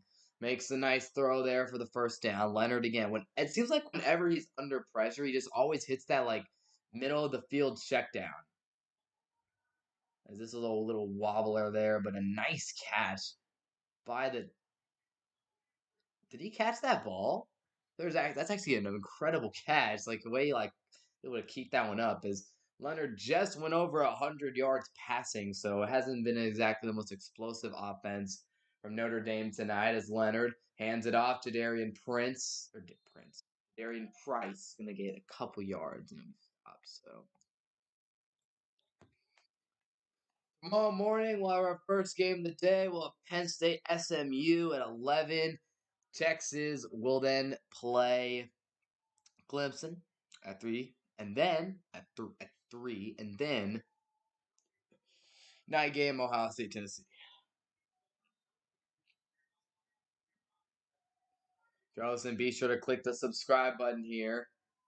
Price averaging over 4 yards per carry, 9 for 38. Leonard drops back, blitzes in. Leonard, and he is sacked. So Indiana's defense honestly has done a pretty solid job outside of the 98-yard touchdown, but the offense is just completely cooked right now. I mean, Curtis Rourke, what are his stats right now? I need to check that. I don't know. What are Curtis Rourke's stats? Because they've can't be great. I was looking at it as we're about halfway through the third quarter, and the guy's got 77 passing yards. Oh boy. Third and 14 for the Fighting Irish. See what Leonard can do. The check down probably will not get it done here. Leonard fakes the screen. Pressure comes. Leonard rolls to his right. Pressure comes. And he's going to be knocked out of bounds. And it's going to be a flag on Indiana. They're going to call it for Carpenter for unnecessary roughness. And that is pretty unfortunate, man. It's pretty unfortunate for Indiana. You get the stop. I mean, I want to watch this back. But, I mean, if this is really out of bounds, dude, what are you doing? Like, there's truly no reason to hit him on the sideline. There's zero reason. You have a third down and long. You've got the stop. You have him beat. Just don't even, like, what are you thinking? Again, we'll see if this was just a reactionary flag. I want to see the play. I want to see if he actually was close to being. They're talking this over right now, so we'll see what happens.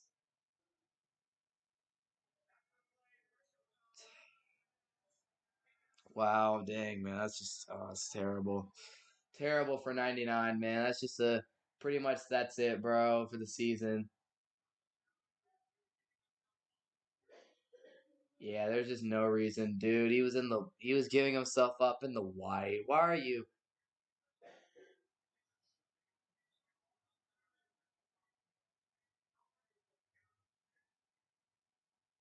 And Signetti, you can see what he's mouthing. He's saying, "Why? Why?" I mean, yeah, like what are you doing, Carpenter? You got away with that little throwdown early, 99 for them. You got that throwdown earlier. You almost got called for that. As here's a jet sweep, and now Notre Dame went from potentially having to either punt or kick a long field goal, and now they're in the red zone. So just I don't know. As Thomas got the little jet sweep there, second down and two. Notre Dame's probably gonna score a touchdown, put the game away. I don't know what 99 is doing, man. I don't know what Carpenter's doing. That was a terrible mistake, and it's gonna pretty much put a dagger in Indiana's season here. I mean, just you hate to see it for them. The program has had they've again a great season, but yeah, just man, you just hate to see that. Hate to see those types of stupid mistakes cost you. Second down and two, and Leonard he'll hand it off to Jadarian Price, and he's gonna get stuffed in the backfield. Indiana's run defense coming up big on that one. It's gonna be a third down and three.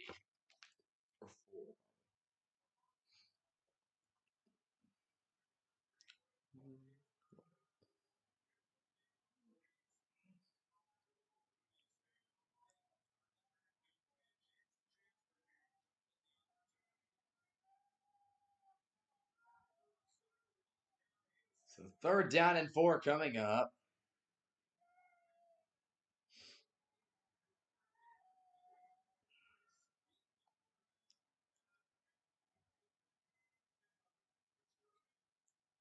Here's Leonard. Steps up, throws the short pass to Aeneas Williams, and Indiana's going to get him. Oh my goodness. If he had been able to slip out of that and score that touchdown, that would have been incredible. The balance on Williams was insane, but I think that knee did go down. The official made the call here. The left knee was down, the elbow or the forearm's down. Yeah, he was down. Good tackle. Holy crap. Fourth and eight. That was crazy.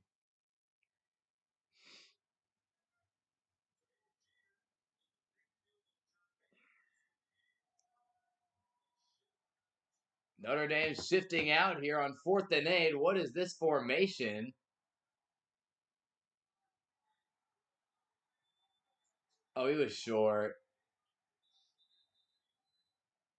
Notre Dame's doing some funky stuff right now.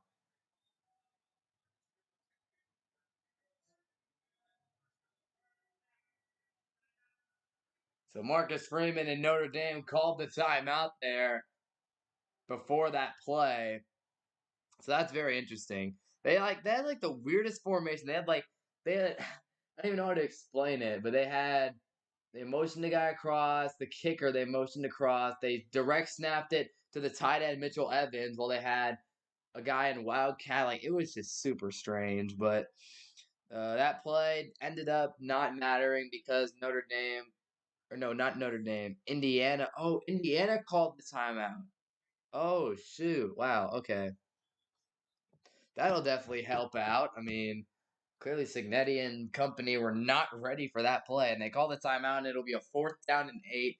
Definitely a gutsy call there from Notre Dame, though. And again, it forces Indiana to call a timeout. And now they'll attempt a 28-yard field goal with Jeter, who made the 49 earlier.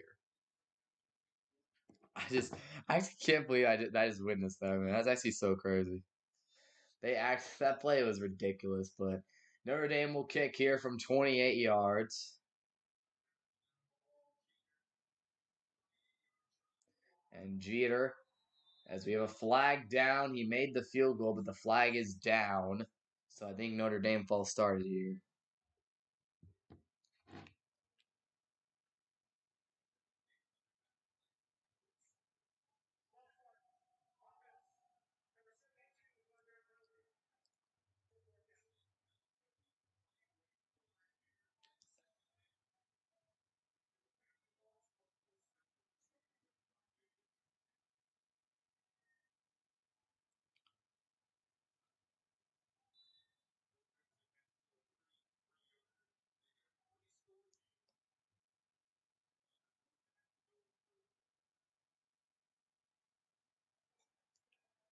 And the 33-yard field goal, the extra 5 yards doesn't mean much.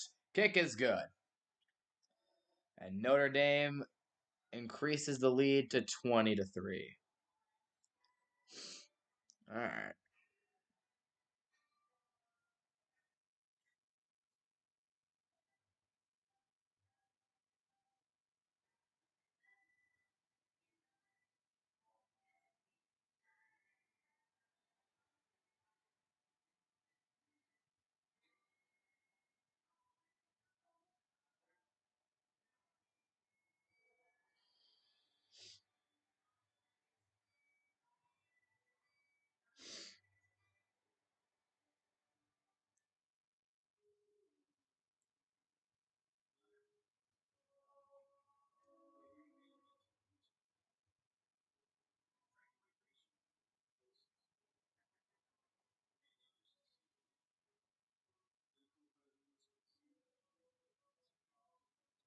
Man. Notre Dame takes a 20-3 lead. Yeah, I don't really know what else to say, man. It's crazy. I mean, it's just absolutely crazy. If y'all listening, be sure to click the subscribe button first off. Really would appreciate it if y'all would click the sub button.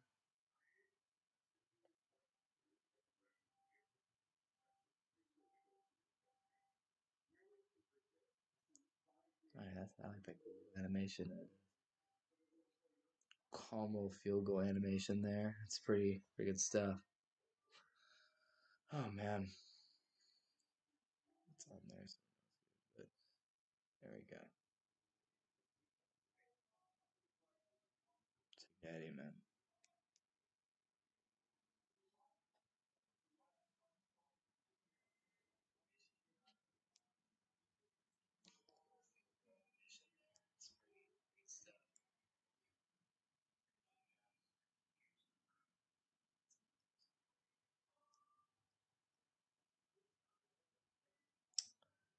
So big drive coming up for Indiana. I mean, they have to score a touchdown. Rourke has been so bad today.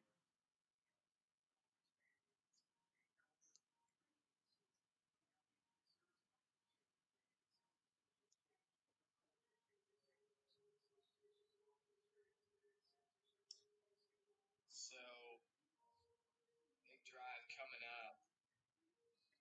They got to lock in. They really do. They have to get in the end zone. They have to get something going. I really don't know what they can do offensively. Just Rourke has been so bad today. Truly, Curtis Rourke has been so bad, and I just don't even know.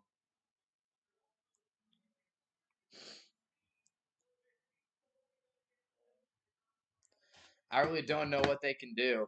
I mean, Rourke has been so bad. The pass rush for Notre Dame has been, and the front seven, they've been in the ground game a lot of the time. They've had some good run plays here and there, but it's been the pass defense for Notre Dame has been elite against Curtis Rourke and the Indiana offense. As this kick is deep, and Indiana will fair catch. Not going to try and do anything explosive. Notre Dame got pretty tricky on that last return. They did a little like kind of like the Madden little like option one. Oh, yeah, Curtis Rourke was sacked right here.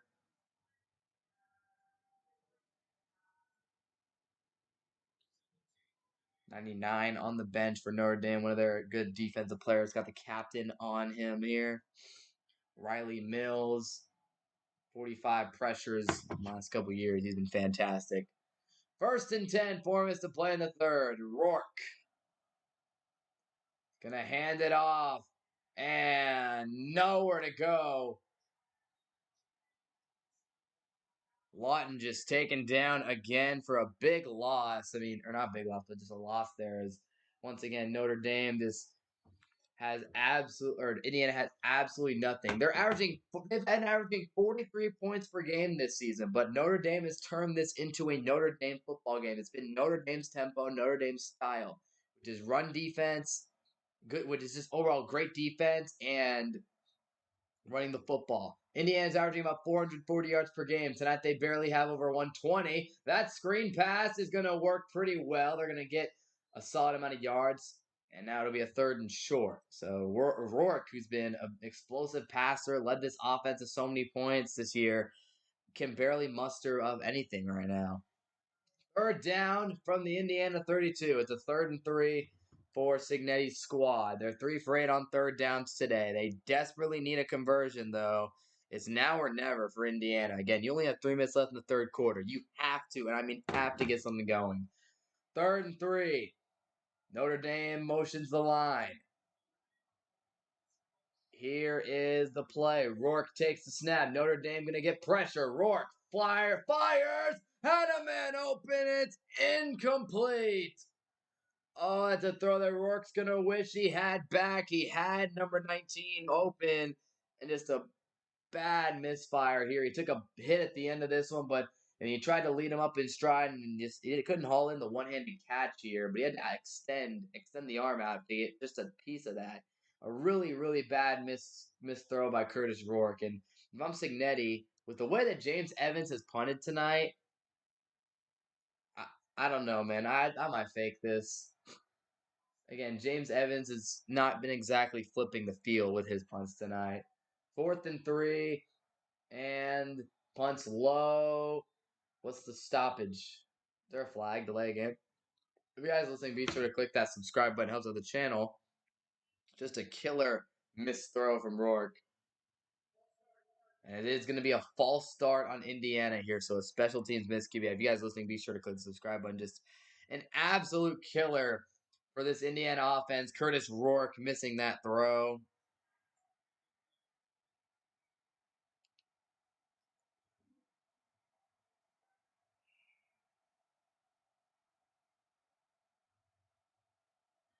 Fourth and 8, and Evans will punt this one. This looks like one of his better punts of the night. And this one will be down to around the 30. And with 2:48 to go in the third, that's where Notre Dame will get the football. Leonard going to come back out here. Big drive here for him.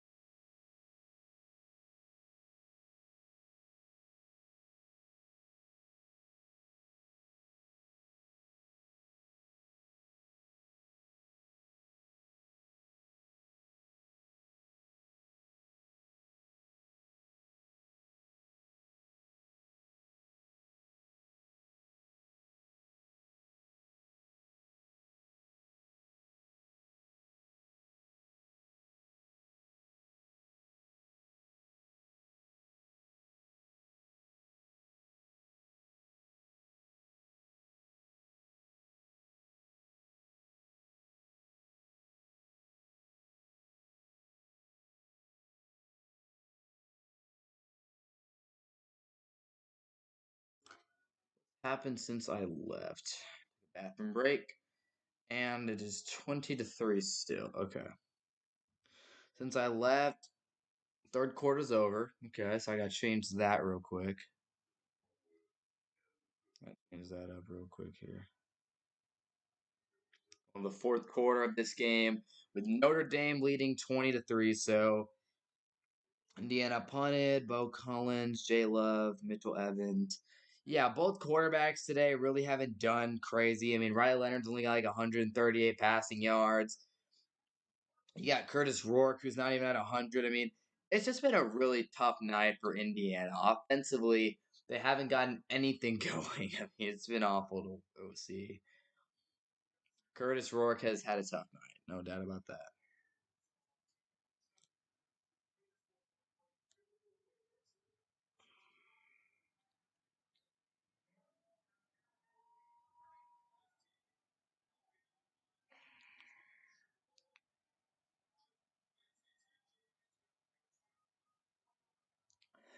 Here we go. Riley Leonard from the 39 to open up the fourth quarter. At the Indiana 39, Leonard on 2nd and 14. He's going to take off and run, and he's going to get a solid gain on that one.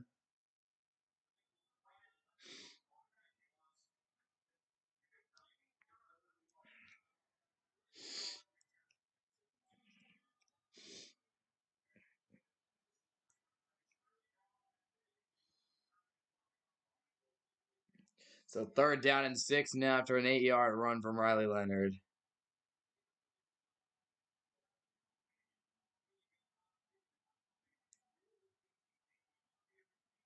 Here we go. Leonard throw is completed to Jaden Greathouse. So this game is just going to end the way is most likely just going to end pretty calm here, as this is a really nice throw actually from Riley Leonard on the slant.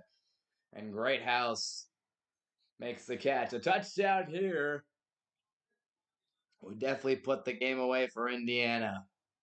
And it looks like Indiana jumped off sides. Leonard has a free play. Gonna throw, and he's gonna get the completion. Mitchell made the catch, and a flag is down again. Gotta assume this is off sides because of this free play. Wait, what? It's against, yeah. It's against Indiana, yeah. If you're all listening, be sure to click the subscribe button here. Looks like that's the signal is the offsides. I don't know why they're taking so long to announce this. This is clearly offsides.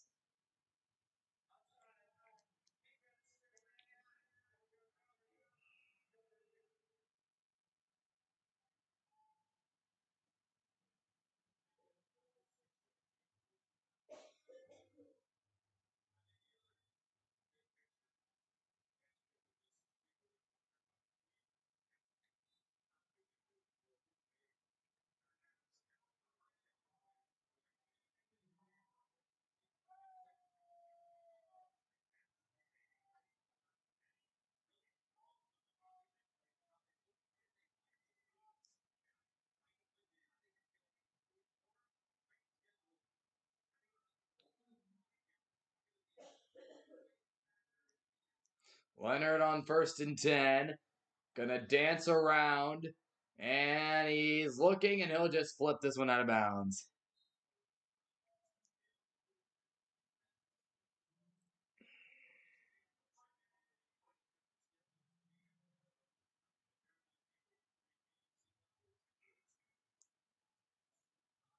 Yeah, that's not a tough schedule.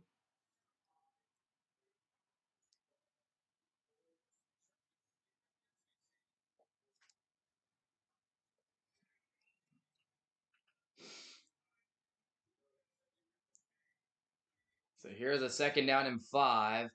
Leonard and Love in the backfield. And here's the play. Leonard spinning around. He can run. Leonard running, and he's going to be stopped at the line of scrimmage.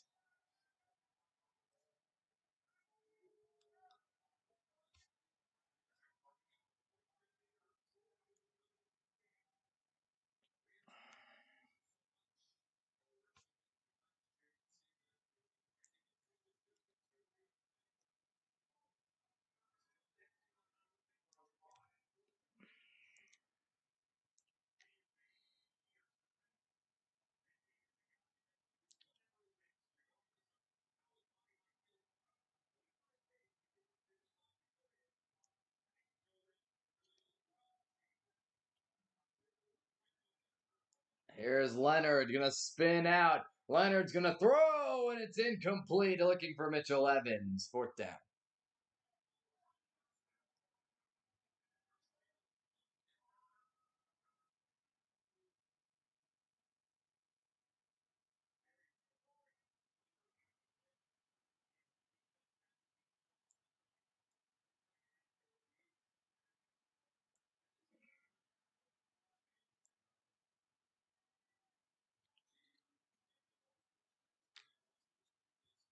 So Jeter for a 37-yard field goal to put Notre Dame up 23-3.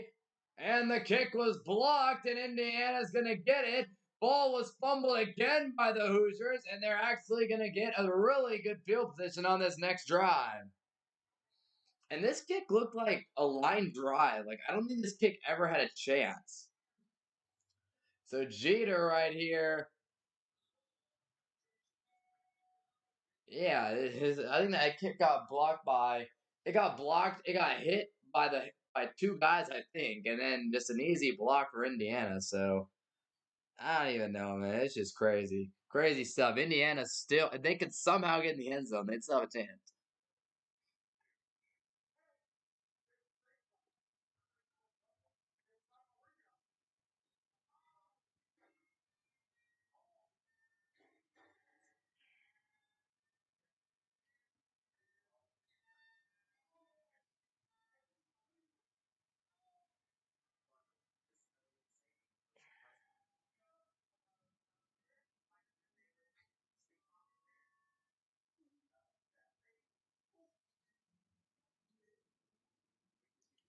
So, I mean, Indiana, big play there on special teams. No doubt about that. It's huge for them. If y'all listen, be sure to click the subscribe button. That's huge. I mean, if Curtis Rourke can get him in the end zone, you never know. But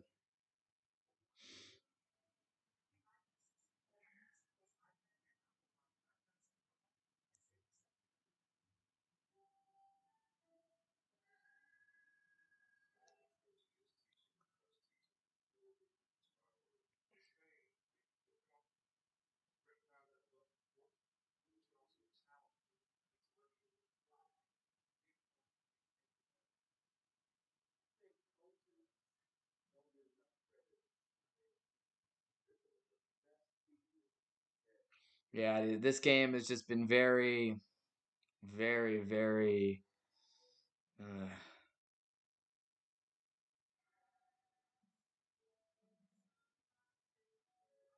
it hasn't been the most exciting.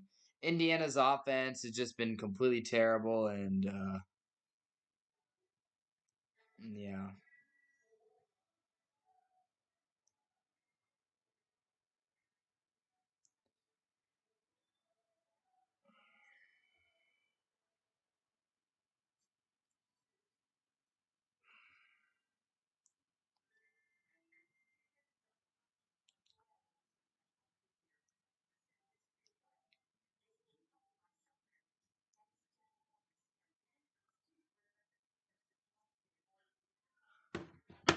So yeah, I don't know. Indiana just they haven't. I mean, they're an offense that put up about 40 some points a game, but it's clear that a lot of those Big Ten teams they played were not very good, not very good at all.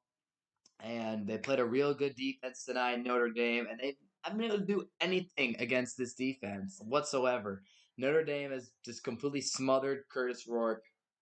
Everything they try to do, passing the ball. Rourke, we'll see if he can get to over 100 yards this possession. If you're listening, by the way, be sure to click the subscribe button. But this has been a very lopsided game, even though the score is 17 points. In a defensive game like this, it truly feels like the game was over once Notre Dame scored their 14th point. Maybe Indiana can make this a game here late, but as of right now, Notre Dame is sitting very pretty in the driver's seat. I mean, again, 43 points per game heading into today, averaging 438 yards, pretty much 439 yards per game. Today they have 131. I mean, it's been terrible, terrible, terrible offense. From the 40-yard line, Rourke gonna flip this one out. Ellison gets a few yards. I mean, they've had good run plays. They just cannot finish. And it started on the opening drive. when they or the second drive of the game when they went out there and they freaking got bodied on the second drive of the game. They went out there after getting an interception on Riley Leonard, after getting the ball deep in Notre Dame territory and throwing a pick to the 2 yard line. 2nd and 7, though. Rourke throws the slant. It's caught, and it's going to be a first down. It's Price making the catch.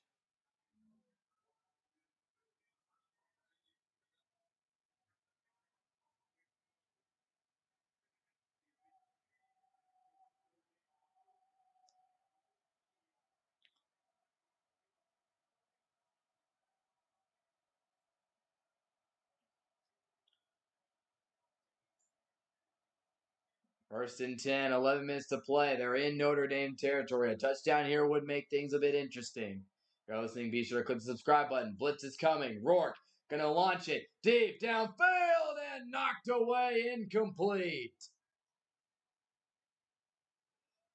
Good DB play here from Notre Dame. They went on to Moore here. They wanted to target Moore. It was a one-on-one, and nearly intercepted here. This is very close to being a pick.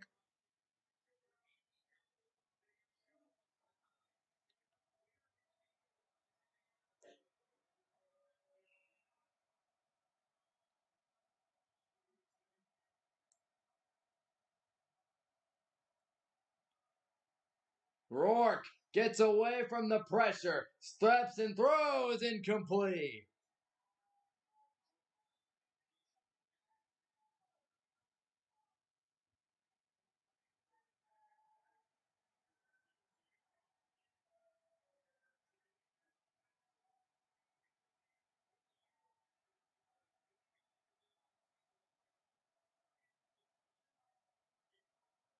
Third and 10 now.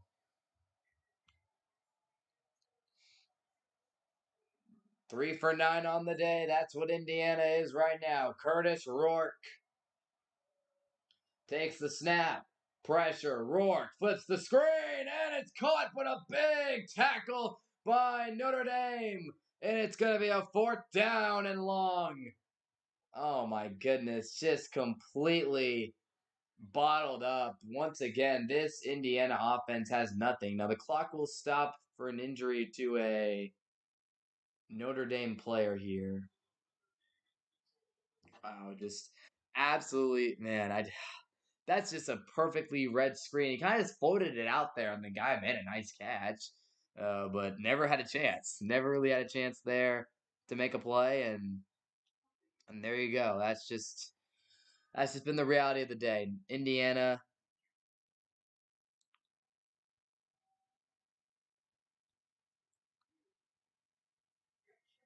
Again, if you guys are listening, be sure to click the subscribe button. What a day it has been for Notre Dame's defense as they're looking to move on in the next round of the college football playoffs.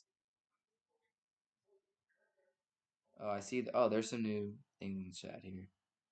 Okay. On Struggle Street, nothing happening for them.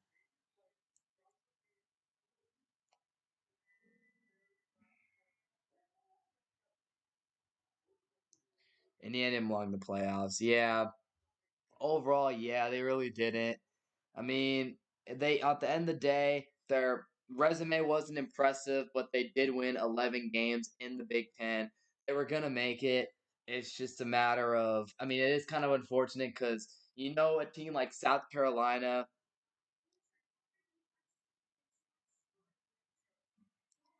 like a team like a South Carolina or Alabama would be putting up a really nice fight right now. Um, I mean, it's just the way it kind of. I mean, the college football playoff community. It's tough, man. It's tough.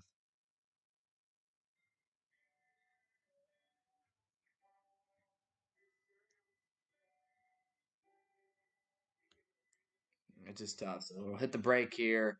Indiana having a 4th down coming up.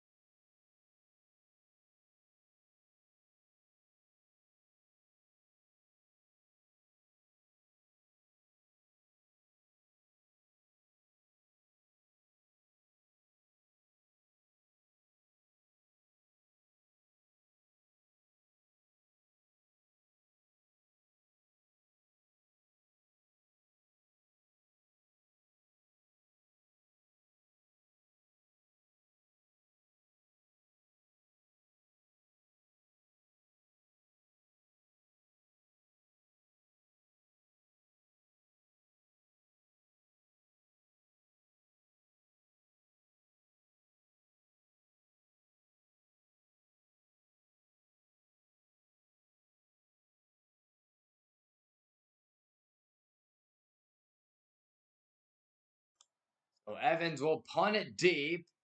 And this punt will bounce to about the 20-yard line from Evans. And there is where Notre Dame will start the next drive. So Signetti, only 10 and a half minutes to play, man. Just, ugh.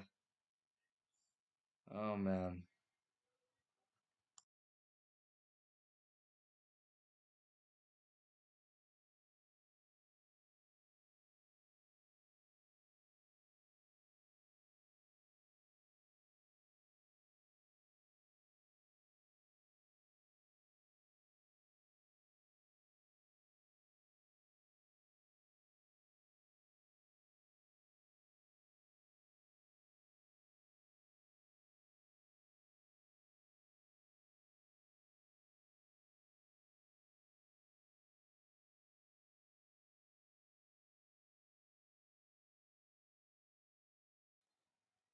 Now they're just going to run the ball. I mean, there,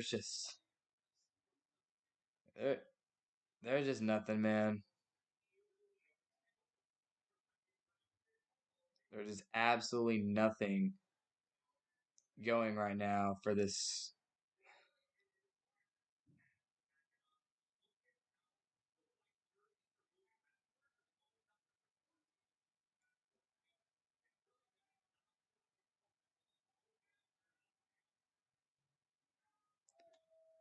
Only 9:50 to go. If y'all listening, click the subscribe button. We're heading to the final bit of this stream here is Leonard on 2nd and 8. Looking, throwing, and it's caught. And it's Jordan Faison. First down, Notre Dame. As the Fighting Irish are just moving it. 9.5 minutes to go, and Riley Leonard looks like he's about to secure Notre Dame's. I think this is one of their first playoff wins in a long time. I think it's since the Brian Kelly days that they won a playoff game. So Jordan Faison with 5 catches, 47 yards. As the Fighting Irish are about to win, I believe.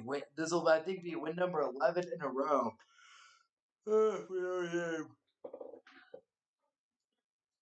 And it's going to be a flip across the formation to Faison, who ran into his own guy, and it's going to be stopped behind the line of scrimmage. But again, it's chewing clock time for Notre Dame. I mean, Indiana's down 3 scores with only 8 minutes and 50 seconds left. And by the end of this drive, I mean, depending on how effectively Notre Dame can chew clock, you got to take this down to like 0 seconds every single time. But it's a fun stream, though. Been a really fun stream. And Notre Dame, I think of Notre Dame as a defensive team, but they're averaging 40 points per game this year, second most in their entire school's history. So, I mean, hey, got to give them credit for that. I mean, the offense actually can score some points on some mid competition for the most part. But hey, they're scoring points at the end of the day. They scored 20 today. 2nd and 11, and it is Jeremiah Love banging around. I thought they would just keep him out for the rest of the night because I guess he's not 100% healthy, but they're going to get him a few more snaps. And Riley Leonard out there right now. It's a 3rd down coming up. 8 minutes to play in this football game with Notre Dame ahead 20-3. Hasn't been the most exciting game of college football today. Very defensive. Notre Dame has just had the lead pretty much the whole night.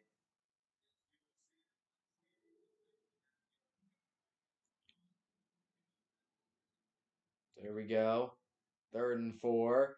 Leonard has some time. Now he's got to step up. Riley Leonard running and picks up the 1st down on the Indiana sideline.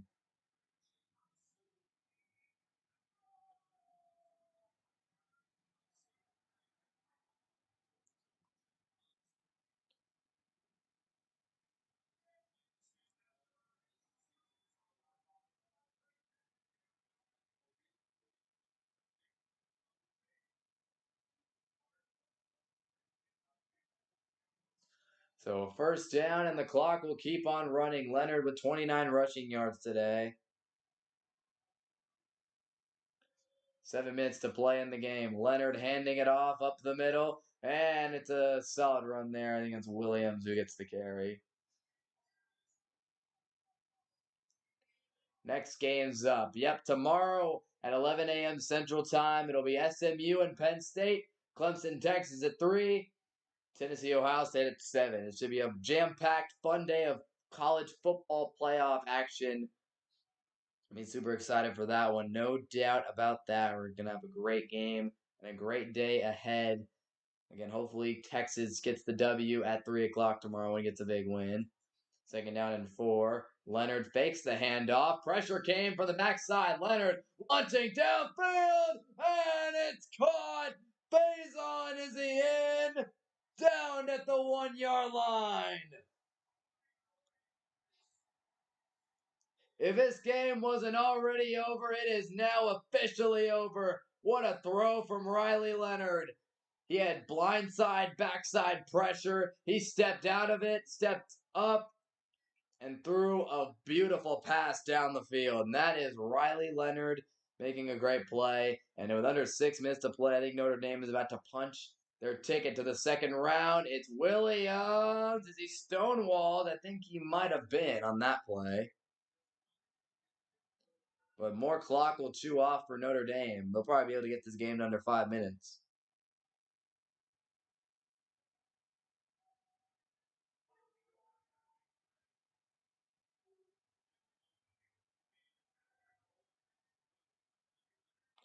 Gotta give Riley Leonard credit. He's very mobile and he's very good at evading pressure in the pocket. No doubt about that.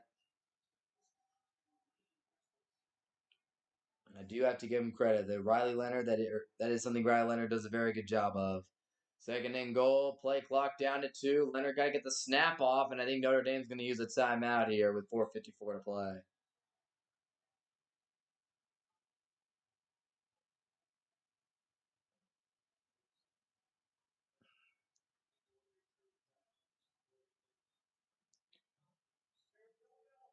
There'll be no foul for delay of game. They'll give him the timeout here.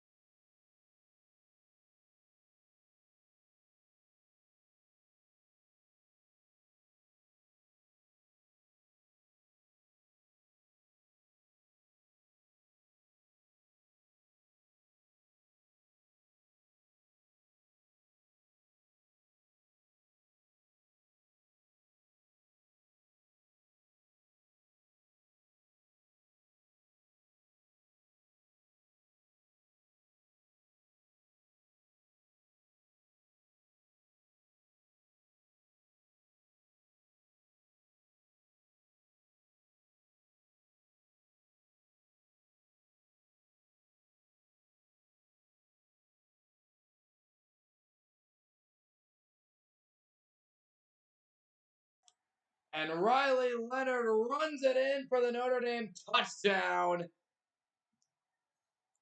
And Notre Dame will be moving on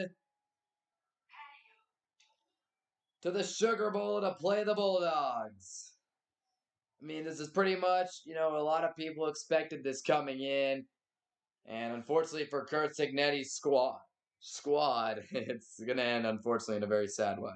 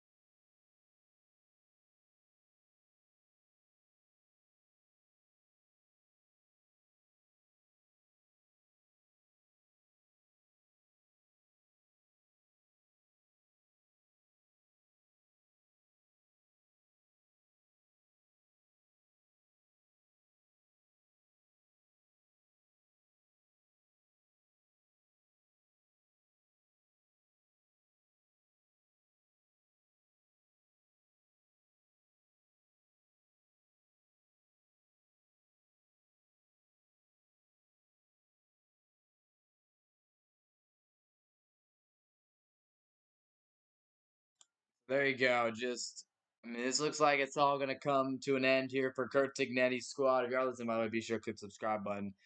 Just unfortunate. It's been an amazing year for Indiana. And again, Indiana, the teams that they beat were crap. But at the same time, Indiana as a program has been crap. Most years prior to Kurt Cignetti, they win very few, as there's some shoving going on the sideline. There was going to be a flag for a push there. It just in previous years, Indiana doesn't even get to this point. They don't even win that many games at all. They lose to half the teams that they play on their schedule. Just like did he try to like hip? I see like a hip drop type tackle, and bro, they were kind of mad about that. I don't blame them. They're frustrated. But like in recent, so I gotta give Signetti a ton of credit for what he's done with the program, what he's done tonight. To get to this point tonight. But at the same time, I also just, hate it that this is a really good season for them and a huge step in the right direction. But all this is going to turn into is oh, they didn't deserve to be in the playoffs. And, oh, everyone's just going to remember Indiana getting blown out by Notre Dame. Like, yeah, at the end of the day, Indiana was just, they weren't good enough to beat Notre Dame. They weren't good enough to beat Ohio State. They're not there yet as a program.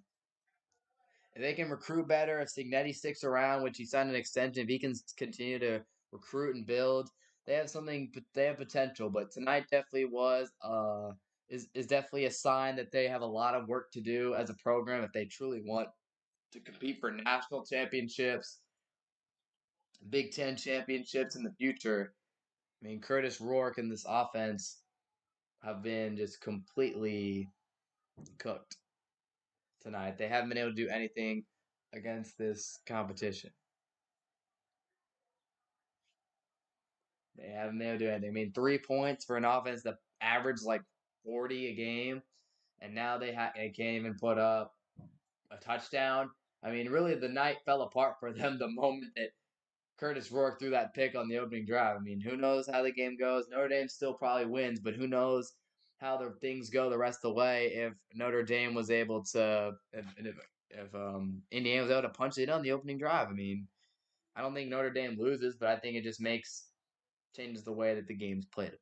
But at the end of the day, for Notre Dame, they did their job tonight. They came in as the favorite, the home team, and they just didn't. Rourke's wife just looks like she just wants to go home, dude. Like she's tired of freaking watching this game in the cold Notre Dame weather, watching her husband throw for 111 yards.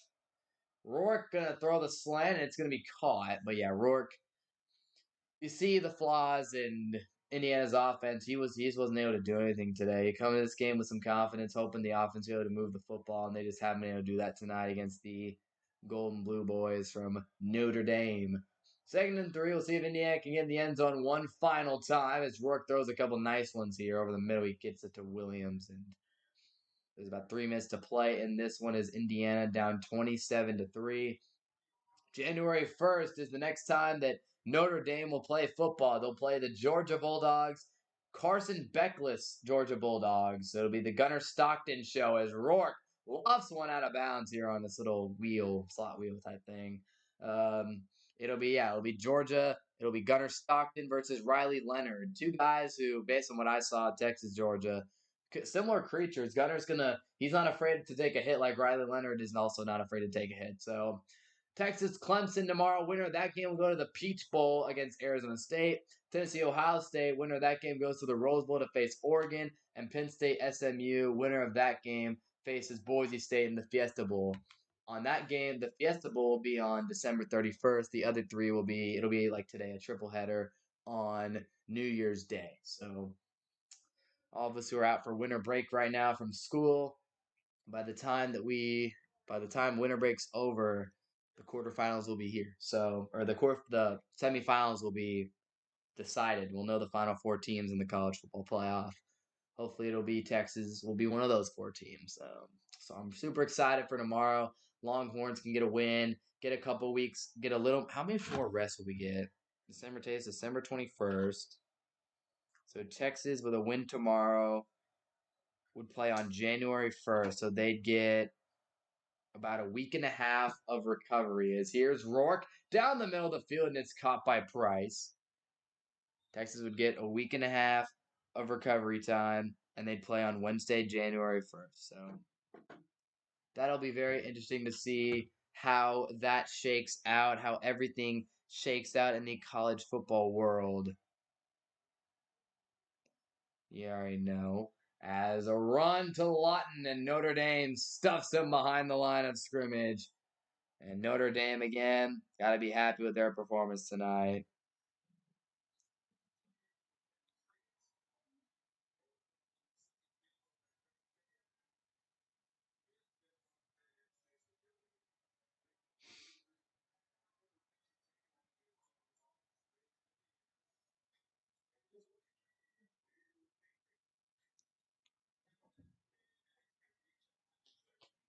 Hmm.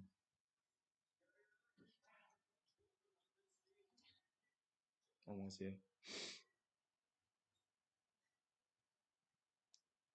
Yeah, and Indiana came in this game with only one win against a team with a winning record. I mean, that's just, ugh.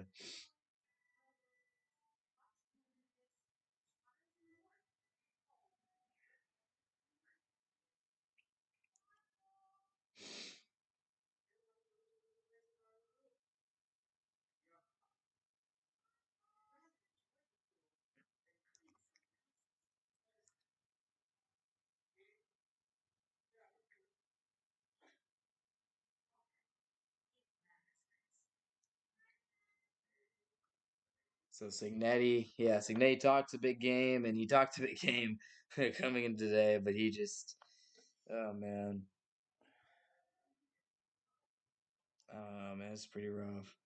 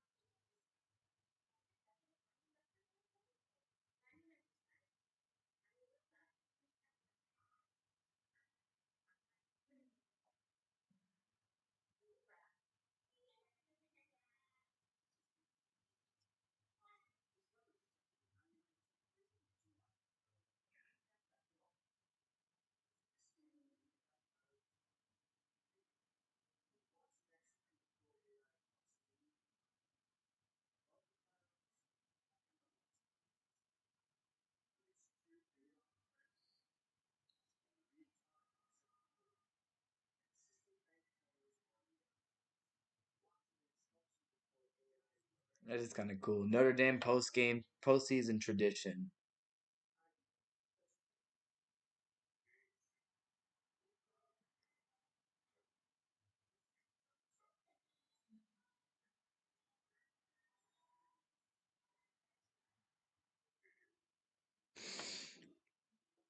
That is a cool postseason tradition. So Notre Dame's postseason tradition. They don't put names on the back of their players' uniforms all year, but then the playoffs they do. They put names on the back, which I think is pretty cool. That's a pretty cool thing to do. Pretty cool tradition.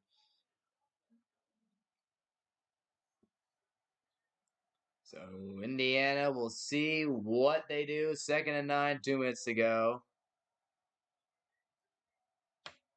2nd and 9. Rourke dropping back, throwing, trying to get in the end zone once today, and it's incomplete, intended for Price. I think he got him in the hands, a little underthrown, but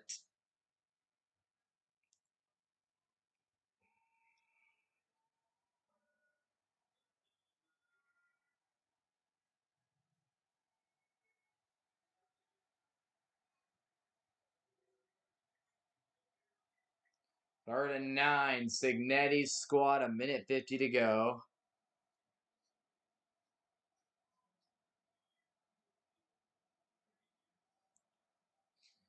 Rourke, time, fires a slant, and it's caught for a first down. And 13 making a big play. Nice. Sarah, nice play.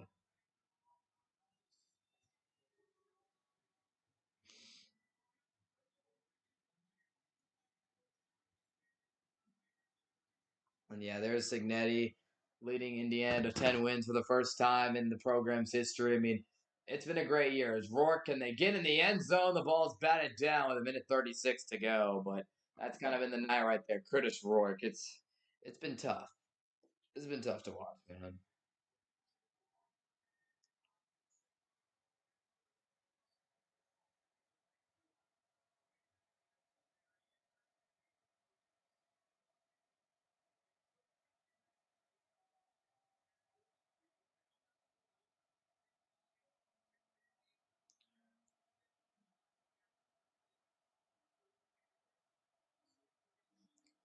So here we go. Rourke throws it out the bubble to Price, makes the man miss. And did he reach over the goal line? He does, and it's a touchdown for Indiana.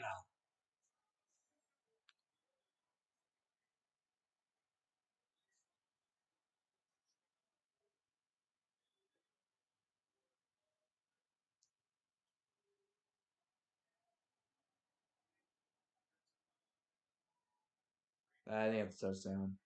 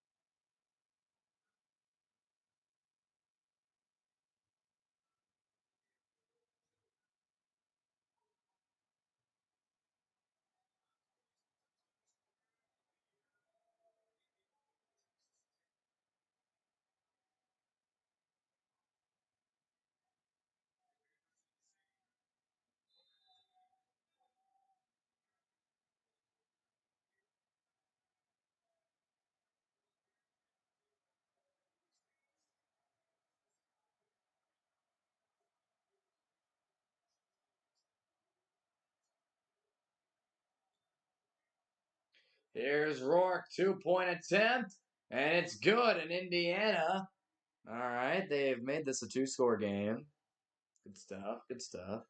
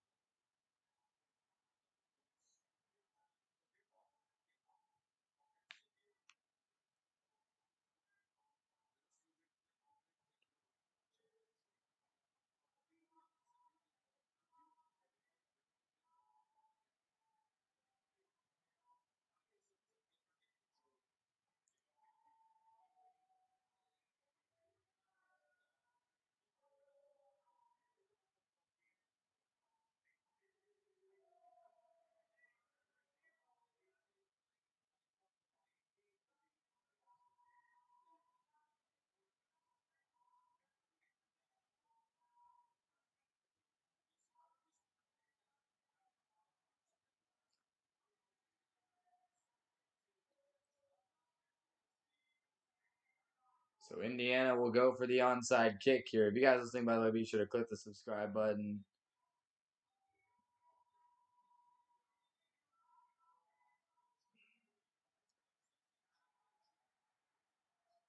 Did Indiana get the onside kick? Dude, if they could have just freaking stayed in the game and scored a touchdown, could have actually made this interesting.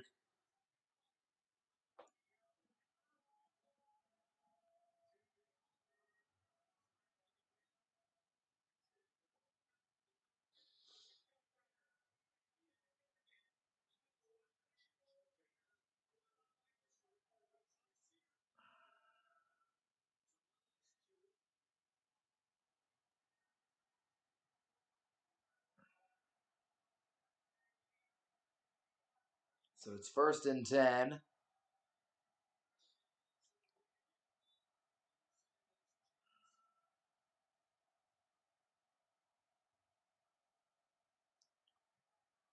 Here's Rourke, spinning and running, and he's going to be tripped up and sacked.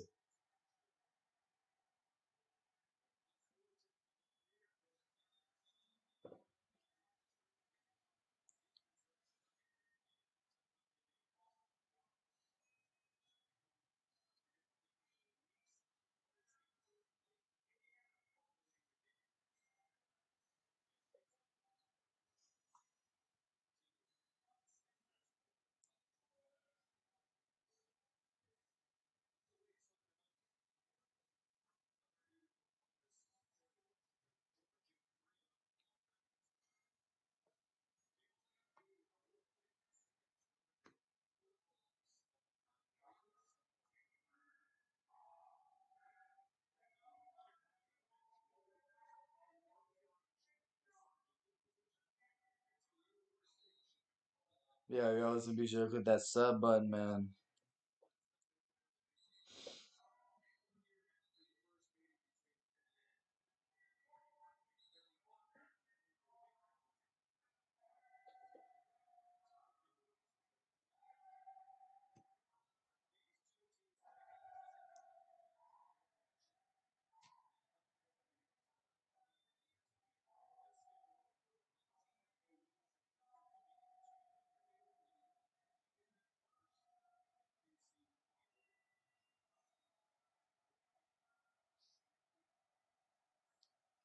Here we go. Rourke dropping back on 2nd and 12. He checks it down underneath, and Indiana's going to be stopped. They only have one timeout remaining. They're going to not. Are they going to use it? Yeah. Okay.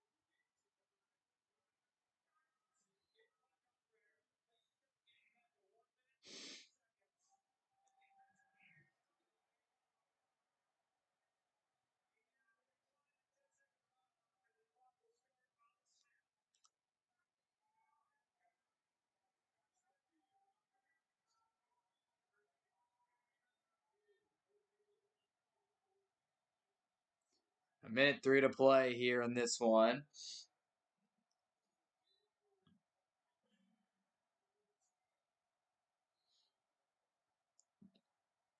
Rourke checks it down. And I think Williams is going to be on the line. Okay, I think they're going to give him the first here.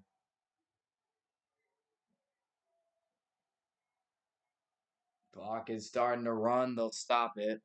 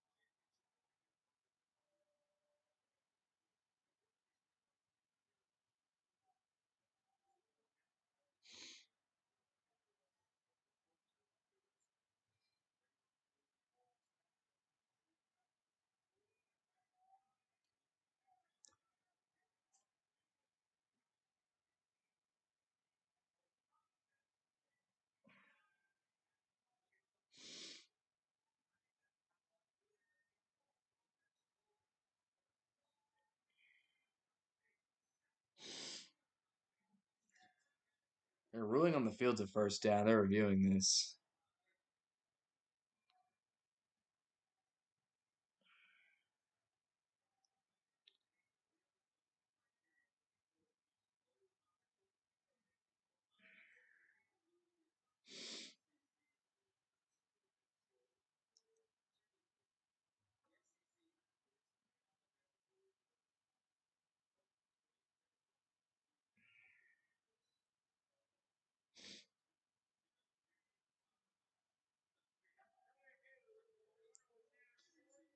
Ooh, short.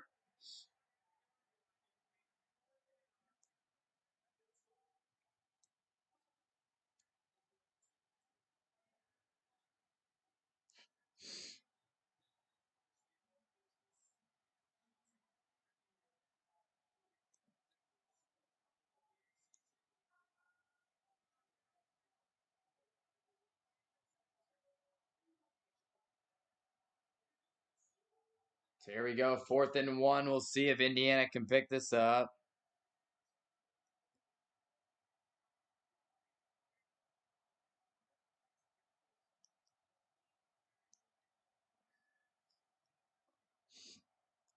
The referee is taking a lot of time just standing in there in between this play.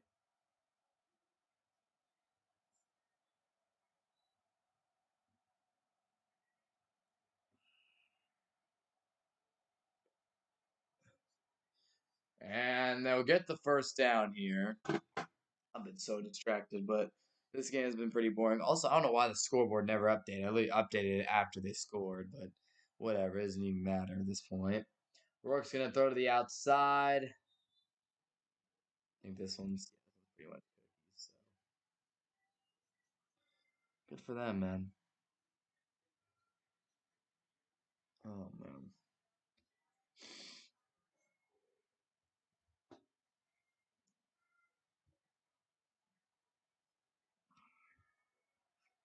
Okay, I actually don't know why the scoreboard's not updated right now. I don't know. Rourke, 2nd and 3, steps up, gonna run, gonna get the first down.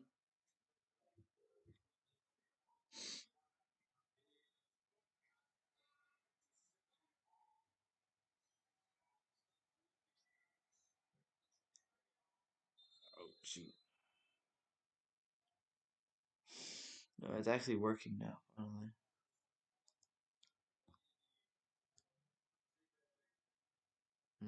So delayed. I don't like that, but I also have not updated timeouts at all, but whatever.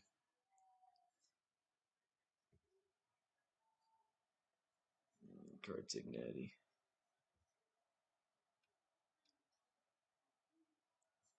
Rourke gonna throw to the end zone, and it's caught. Touchdown, Indiana.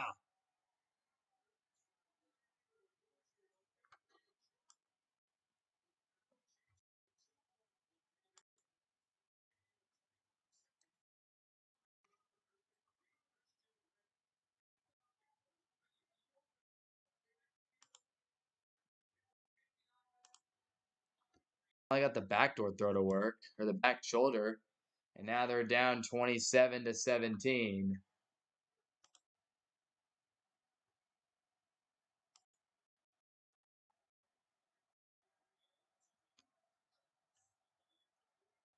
All right, so now they got to get this 2-point conversion, and then things would get a little interesting. They'd come down to an onside kick. Here we go. Rourke, back, time, fires, incomplete. And I think Notre Dame is going to hang on and get the win today. 25 seconds to hang on. They've been dominating the whole game, but hey, Curtis Rourke got him a touchdown there. And this throw is just really good coverage from Notre Dame across the board. Yeah, this is over.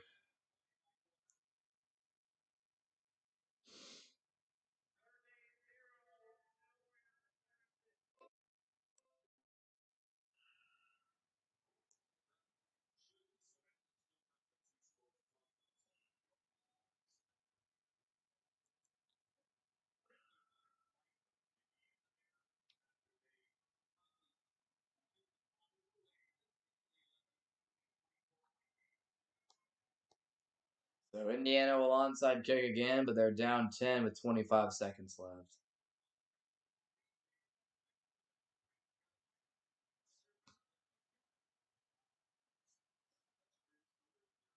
And the onside kick will roll, and it's actually a pretty good one. But that is going to be recovered by Notre Dame. And that's the end of the ball game. Nico Racic, best kicker. Oh, thank you, William. Yes. William, yes, the scoreboard was not updating very fast. That is going to do it. Indiana will move on, and they will face.